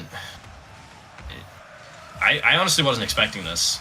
I don't really have too many words. I mean, I was thinking Extricity would be putting up a little bit more of a fight. They're going to get a goal here, though, off the back of a great demo from Calstar. Rothy definitely had the block covered there on that one. So great job to him. Lamont puts it forward. Calstar demos Rothy. Nice one there. But yeah, you know, Extricity, I feel like... Actually, what I feel like they need to do is tone it down a little bit, which often isn't the case. Normally, teams need to amp it up, but Storm Esports... they've been playing a more calm, focused, collective pass play game. And Electricity, it feels like they've just been trying to pressure things too much. Verging on. I don't want to use the words try hard, but that's the only thing that comes to mind. If just relax a little bit, take it easy, take it slow. They've got just under a minute to be able to organize things here, which is plenty enough time for a team like Electricity to do so. But Storm Esports, they're not a team to mess around with. 45 seconds remaining here. The word I like to use is getting greedy when you try and just put that pressure on and you think you're just going to be able to run it through. Mm-hmm. That's the word I like to use to describe the kind of play that we're seeing from Electricity right now. And like you said, Storm Esports, they've just been punishing that. They've been capitalizing left and right, playing a much more calm game. Once they get control of the ball, they're using all three members of their team to get it down there and make sure that Electricity cannot get the touches that they're looking for. And speaking of that, 15 seconds remaining, Lamon's going to be setting this one downfield. Old Mate, is going to be able to get the touch here. Lamont looking to pop this one out for Goldie, but X-Ames is going to be there with the stop. Ralphie putting this one off into the corner. 3 seconds remaining. Up in the air. Calstar with the shot. Oh, just off the crossbar. The fourth man is going to save it here for Storm Esports. They're going to be taking game number 1 in the grand finals. Yeah, close end to the game there for Electricity. Calstar, unfortunately, did smack it into that top bar. Gold sitting on 270-ish ping there at the end, so that's not good for him. Obviously, the ping issues have not calmed down. Didn't really seem to be affecting him a huge amount in the game. He's sitting on the least amount of points, but he did get that one shot and save in, so it's not like he wasn't doing anything for his team. However, you take a look on the side of Storm Esports. That's what can you say? They just had plenty more control over this ball, and it came down to the fact, I'm a firm believer that to get the most out of yourself in any game is on top of obviously staying focused. Be calm and relaxed. Don't put the pressure on yourself. Don't tense up. The more calm, relaxed, and the more fun you have while you're playing, generally I find the better anyone plays. When they're in that kind of relaxed mindset. And it just felt like Electricity were maybe a little bit too tense, trying to force the issue in the attack, which, if you're a couple goals down and there's 1 minute or less remaining, absolutely, I don't blame it. It's nice to stay a bit calm, but at the end, you do have to try and start pumping the pressure onto the opposite team. That wasn't the case for them, though. They weren't that far out of the game. I feel like they just slightly let it get away from them. But they're definitely capable of bringing things back. Storm Esports, if they pick up the second game, though, that's going to put Electricity in a bit of a tough situation. Yeah, because, with this being a best of 5, do the math. It's going to have to be Electricity getting a reverse sweep if Storm Esports are able to get this game number 2 that we're about to be getting into very shortly. So, like you were saying there, Renke, something's got to change. And like we were discussing last game, it's all about that greed. You can't just push in all by yourself. You got to play with your teammates, especially going up against a high-caliber team like Storm Esports. They're really getting those team plays going. So on defense, they've got to be able to cut those off, get the quick counterattacks going. And it's all right to fall back from the ball or just, put a slight touch onto it to make it an easier shot for your teammate. Your teammates are there to help you out. It's a team game. It's not, let's see which member of our team can score the most goals and then whoever gets MVP wins. It doesn't work like that. It's a team game for a reason. You're supposed to use everybody on your team to get that ball downfield and in the back of your opponent's cage. Absolutely. I think we've talked on long enough. Edgy Murphy will to give the signal for the teams to jump in. I'm sure they're eager to get the game under the way. Don't want to be sitting here. Yeah, they're so eager. Well, Bars hasn't given the sign yet, so who knows? Him. Maybe they're not already. There could be some background messages that we're not privy to. But Goldie backed out. He hasn't come back. Okay. We are waiting for El Goldaroo. Hopefully it's not too long. Could be doing a modem reset because, again, we pointed out those ping issues have not been kind to him. Kudos to him. He hasn't been letting it affect him too much. But at the end of the day, it really ruins your game. You were bringing up earlier on how like 80 ping across your country. For me, it's not so bad. I live in as far west as you can get, basically, in my country here, whereas the servers are on the complete opposite It's coast. lots of fun, isn't it? So, no, and I mean, Byers will be in the same spot. It might get a little bit. No, actually, he'll get a little bit less than me because he has the classic NDN there. But yeah, I get about 60-ish ping to the servers in Sydney. Rankings, it's still the same with NBN, mate. It's where we're located. It doesn't matter how quick it is. You just lag sometimes. Yeah, true. Goldie has returned. I got to cut your conversation short here, boys.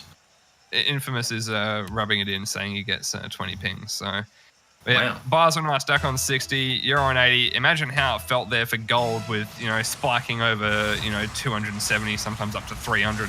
Oh Hopefully, yeah. In a 3v3. Yeah, it's not so bad in a 3v3 because 2v3 isn't that difficult to play. In a 2v2, it's very much game breaking.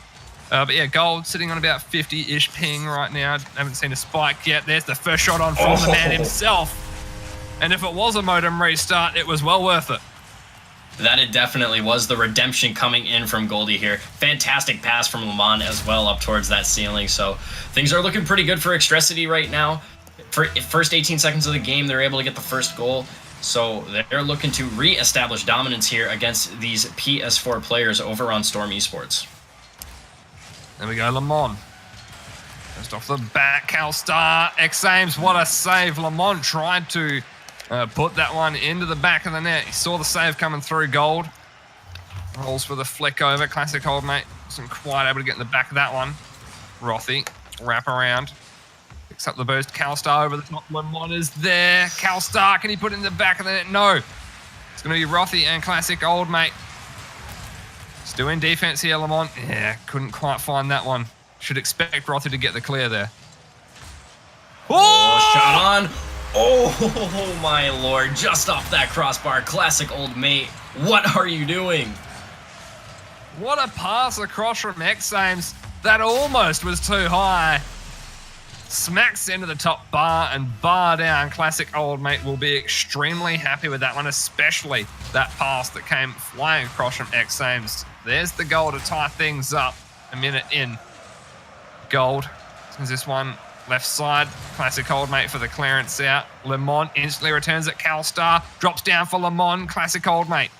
Gets the clearance out. Gold. It's a crossfield. Lamont is there. X-Ames going to make it difficult. The dunk across. Again, Rothy on the back of that one. Could be a goal. Gold. No, it gets the save. That's the clearance towards goal, and it's going to roll in. Oh, boy. It's Storm Esports. That's the first time I've seen them in quite some time overcommit in attack, and that's what's resulted in that goal there for Extracity. Yeah, X-Ames, he was up towards center field. As soon as he saw that going, he was just like, well, that's the end of that. Looks like we're closing up shop, going back to the kickoff here with 3:31 on the clock. So ultimately, Storm Esports down by 1 again in this game. But definitely do not count them out. They definitely can make the comeback happen. For the time being, though, Goldie sending this one on. It's ultimately going to get put back off into the corner. Calstar now sending it down toward center field. Classic old mate looking to put this one back over the center line, but Extracity, they're going to keep it going on the offense for the time being. Center field, though, Classic old mate sending it on over toward Rothy. He's not able to get the touch, but Goldie is, ultimately resulting in a save. X-Ames putting this one towards center again, and Calstar, great defense coming in from him as we get down below the 3-minute mark. Good pass forward from Lamont to Gold. Couldn't quite make the 1-2 happen. Lamont needed that boost. And to back out, X-Ames across. Goes for the demo on Gold, which would have allowed Rothy to put it in the back of the net. But Gold, a great job of avoiding the demo and getting the save. That gives him the savior badge just under halfway into the game as well. There it is, 2 minutes 30 on the screen right now. Gold clears out. Rothy trying to put this one back. Very much like the goal to tie things up here. That's a shot on. It's going to float down off that top left upright. Lamont gets the clear. Still 2-1 apiece here. 2 minutes 10 remaining. Time still dwindling down. And That's speaking of that, the caster's curse is right. But I was gonna say time dwindling down, but the score line is still going up here. I mean, 2 goals separating these teams. Extracity, they're looking a lot better than that previous game, and I think a lot of it has to do with Goldie getting that modem reset. He's carrying the team right now with a hat trick. Yeah, and his ping is, as I say that, 52 the jumps up caster's to 100. It's going back down. Hopefully I haven't cursed his internet. That'd be horrible. He can hang on for 2 minutes though. X-Ames will put that one on target, and Calstar really left this too late to react. It is a safeable shot, just wasn't there in time. Give him credit, he only just got back in there, had no boost, but if he double jumps there, just a little bit sooner, might have been able to make the save. I mean, when you have an angle like that coming at you, it's definitely a safe bet to get that first pre-jump in, and then if he needed it, he could have gone for the second, but I mean, things just happen so fast in Rocket League. Sometimes you just only have time to react instead of having time to really plan out exactly what you're doing, so he was just caught between a rock and a hard place on that one, and with a minute 33 rather now, left on the clock, we very well could see a comeback here for Storm Esports as this one looks to get sent on, but Goldie's going to be able to make the save, and the dreams for Extracity are still going to be on here. Oh, the caster's curse. 3 in a row here with those. Oh, man. The easy calculator. Wasn't so easy for X-Ames. He had to find that far post to make sure a save couldn't be made. He did well. Here we go, kickoff. Calstar takes on X-Ames. Quick kickoff didn't work out for X-Ames. Lemon flies over the ball. Rothy, ground pinch out for Classic Old Mate to recenter. Lemon gets the save. Calstar finds the curb straight to X-Ames. Up in the air now, Lemon beats him to it. Mad dash for the ball for both teams right now as we enter the last minute of the game. Everything tied up 3 apiece. Classic Old Mate now sending this one on into the corner. Goldie's going to be able to make the stop. Calstar following this up is going to get it down into the orange zone. Doesn't get the second touch, though, so ultimately the offensive pressure is going to shift back into Extracity's zone. X-Ames looking for the next touch, but Goldie's going to get it past him. Not a lot of forward momentum on that ball as Classic Old Mate takes a shot. Calstar is going to be able to make the save, and we now have 30 seconds remaining in this game. Extracity now on the offense are going to find themselves back on defense as X-Ames looks to push this one downfield. Lemon able to get it past both of those orange players, though, will ultimately have it stolen away by Classic Old Mate right now. Time still dwindling down here. Overtime a looming possibility. Rothy sending this one across, though. Classic Old Mate off the back wall. Lemon scooping this one up now. Doesn't have anybody following him up, though, so the pressure is going to keep coming here from Storm Esports, and we will have overtime as the ball hits the ground. There we go, kickoff. Bit of a slow one, all things considered. Great flick from X-Ames, sets up Classic Old Mate for the shot, and that is it, done and dusted already. Looked like there may have been an angle for the save, but that shot that came out from Classic Old Mate was quite convincing. Calstar even pre-jumped. He was the tiniest bit off. That's a feels bad, man. The one thing that he did a little bit too early was start pushing up, and then that flick from X-Games came in. I almost called him X-Games, excuse me. But anyway, yeah, X-Games Esports. But anyway, he ended up having to go into reverse there, and when you have to realign yourself in the net, it takes a lot of time away from what you can do on defense. It gives you zero time to think, and not as much time to get a good reaction out there. I mean, it puts you in a bit of a panic state, so it was just a bit unfortunate that he ended up getting caught out like that. As soon as I saw the flick come in from X-Ames, once the play happened, I was like, there's a 90% chance this is going to go in. It just has to be put on target, and Calstar is going to have a tough time defending, and that just ended up being it. Storm Esports, they got the comeback, and it was rightfully earned. Absolutely. It's, I don't know. The series, the games have been close. The series score, however, not so much. We're on the verge of a clean sweep coming up. Baze, have quick thoughts before we jump into the third game? Usually I do. This time, I'm letting you guys roll with this. I think, okay, now I'm thinking about it. Extracity, again, it's got to use that momentum they're gaining before. Make sure they start from the back line in terms of strength. Build their attack from there. One thing about we know about Storm Esports is that they move quickly and they get those redirections, shots on goals. They're pretty hard to stop. Yeah. You've absolutely got to watch Storm passes as well. They're very punishing in the offensive half with those passes across, especially out of the corner. They find some amazing angles for passes instead of just the basic roll it over the backboard, which is the easiest thing at this stage for anyone in Rocket League to defend. That's, defense 101 at this point, I think. But here we go, kickoff. First 15 seconds have been pretty uneventful, just a bit more back and forth. To be fair, Extricity, in tune with tonight's games, have been ramping up in the series. Unfortunately, they haven't picked up a win yet, but game 2 was a bit better than game 1 for them, so maybe game 3 is where they find their first win. We're going to have to see if that's the case. The demo from Le Mans onto Rothy is going to happen, though. Goldie getting this one set up. Cowstar looking for the shot, but Classic Old Mate is going to be able to get that ball out of harm's way. Another demo coming in from Extricity. They're trying to make the physical plays happen, but so far they're going to find themselves back on the defense. Looks like that is going to last not very long as there's a shot on net. X-Aim's able to make the stop. 4 minutes now remaining. Still scoreless as the crossbar makes another save. Rothy, huge clear. Lamont back into the half for now. Gold out of the corner. It's good for Lamont off the backboard, but Cowstar went a little bit too soon for that one. Gold.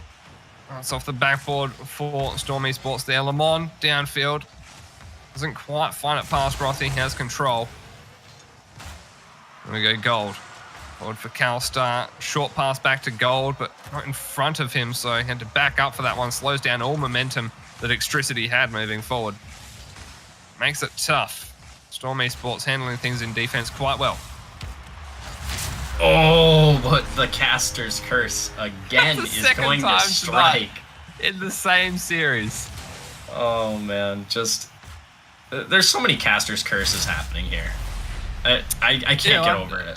Unfortunately, for the teams playing in the grand final, I've only had 2 tonight, and both in this final here, the series. So I apologise. To be fair, I've given one to either side now, so hopefully that's the last.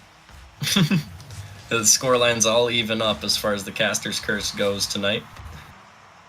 But as we get back into the Rocket League action, there's 3 minutes left.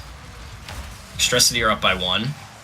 Could very well see it get tied up here if this ball gets stolen away from Goldie, but ultimately it's going to get passed down. Double commit. Nobody's going to be able to make the touch. X-Aim's looking for the redirect, but Cowstar's going to be able to make the stop. Lamont looking to get this one out, but Rothy's going to get the touch. Oh! What a read coming in from Classic Old Mate on that waterfall. Great pass across from Rothy as well. Gold just a little bit late. Wasn't able to get the touch. As you said, good read from Classic Old Mate. Great finish to a great pass. Oh, Goldie sending this one off the sidewall. Center field. X-Aim's looking to return the favor. Lamont now putting this one over towards Goldie. Cowstar picking it up. Classic Old Mate off the ceiling. He's not going to be able to get the redirect, though. But look who is. It's X-Aim's. Nice play there, Classic Old Mate. Time returning the favour with an assist over to X-Ames. Good finish there. Bit of lack in defense from Extricity, which is unfortunate, but hopefully they can tighten things up again. They absolutely need to. They are on match point right now, Storm Esports. 1 win away from taking out the victory of RLO 65. Oh, this could very well be another one, but Lamont's going to be able to flick this one back. Approaching the 2-minute mark here, the tournament dreams for Extricity, slowly having the door closed on it. But the real question is, are they going to be able to pull it back? I mean, it's just that Storm Esports have been really strong out there. It's not like both these teams... Just never mind what I was saying. Just never mind. Well, Cowstar, good effort in offense there, reward. Nice pickup. Still need to work on defense, in my opinion, to Extricity. Storm Esports have been given a little bit too much space. But it's nice to see Extricity when they move into offense, so they've still got what it takes. Gold. That's a big shot on, but X-Ames and Rothy there for the save. X-Ames the first to it. Classic Old Mate. Cowstar now. X-Ames off the backboard. Classic Old Mate rotates out. Rothy comes through, takes possession off of X-Ames. Oh my Could make it a lord! goal, What are and these Vogt plays? has the time as well. What are these? Call it a play from Rothy. It was certainly a good touch out of the corner, but again, where was the defense? It's not even regular Rocket League, dude. He has rumble hacks, and he had an invisible magnet on. I mean, the control he had out of the corner was, amazing. But again, insane. It's still, my point stands. Defense was not there for Extricity. Yeah, the rotation wasn't there. That should have been a play that should have been easily stopped. But I mean, when you have no one there, how are you going to stop the play? I mean, it was all tied up. At this point, you just really got to choose your battles wisely. As another goal looks to go in, but it's ultimately going to get saved by CalStar. Goldie looking for the return, but Rothy's going to turn it right back around. Him and X-Ames looking to work together, but neither player needs to get the touch to have this one go in. I'm just going to watch CalStar here because this may have been a fake out. No, CalStar only had 11 boost. Yeah, he tried. He didn't have a hell of a lot. He tried to leave it to the last second to utilize all of the boost he had to maximum effect. Unfortunately, it's a millisecond off in the judgment there. Results in the 4th goal for Storm Esports, and there's the minute, less than a minute now on the screen. 2 goals up for Storm Esports. This is not looking good for Extricity. And it's still time, but with the way Storm Esports play, they're more than capable of choosing whatever they want to do, stack more goals in, or just play ultra defensively and not allow Extricity anything. Would not surprise me. They're the kind of team that could probably pull off both. I mean, right now it just looks like they're looking to maintain control, keep that pressure onto Extricity, and just shut down any chance they have at getting goals. With the last 25 seconds on the clock here, it looks like that is ringing true as Goldie looks to send this one back downfield. X-Ames is going to take it in the corner. Classic Old Mate looking to rotate in, but ultimately it's going to be back down in the orange end of the field. Good stop coming in from Rothy. We saw a bit of a double commit on the offense there from Extricity, so maybe the tilt factor has settled in as this last game has escaped Extricity. Now down to 0 seconds on the clock. Your victors of the entire tournament tonight. RLO 3v3 number 65 is going to be going the way of Storm Esports. Congratulations to them. They took it in a clean sweep here in the best of 5 finals. Mm-hmm. Absolutely. Really well played. The games weren't complete stompings. I mean, Extricity kind of let this one get away from a little bit again, similar to the first game. That second game was pretty close. However, it doesn't change the fact a clean sweep is a clean sweep. 3-0 for the side of Storm Esports. Definitely nice stuff there for them. Biza, I just want to say, these guys, they play on the PlayStation 4. Imagine what they could do if they got this game on PC and picked up the higher refresh rate. Something like a 120, 144 hertz monitor. With the mechanical skill they have, get them, the increased FPS and refresh rate. How good could these guys be? Oh, look, I reckon they could go to the next stage. Honestly, we got top 10 currently in the scene with a top 8 playing throwdown to qualify for top 2 to go to RLCS.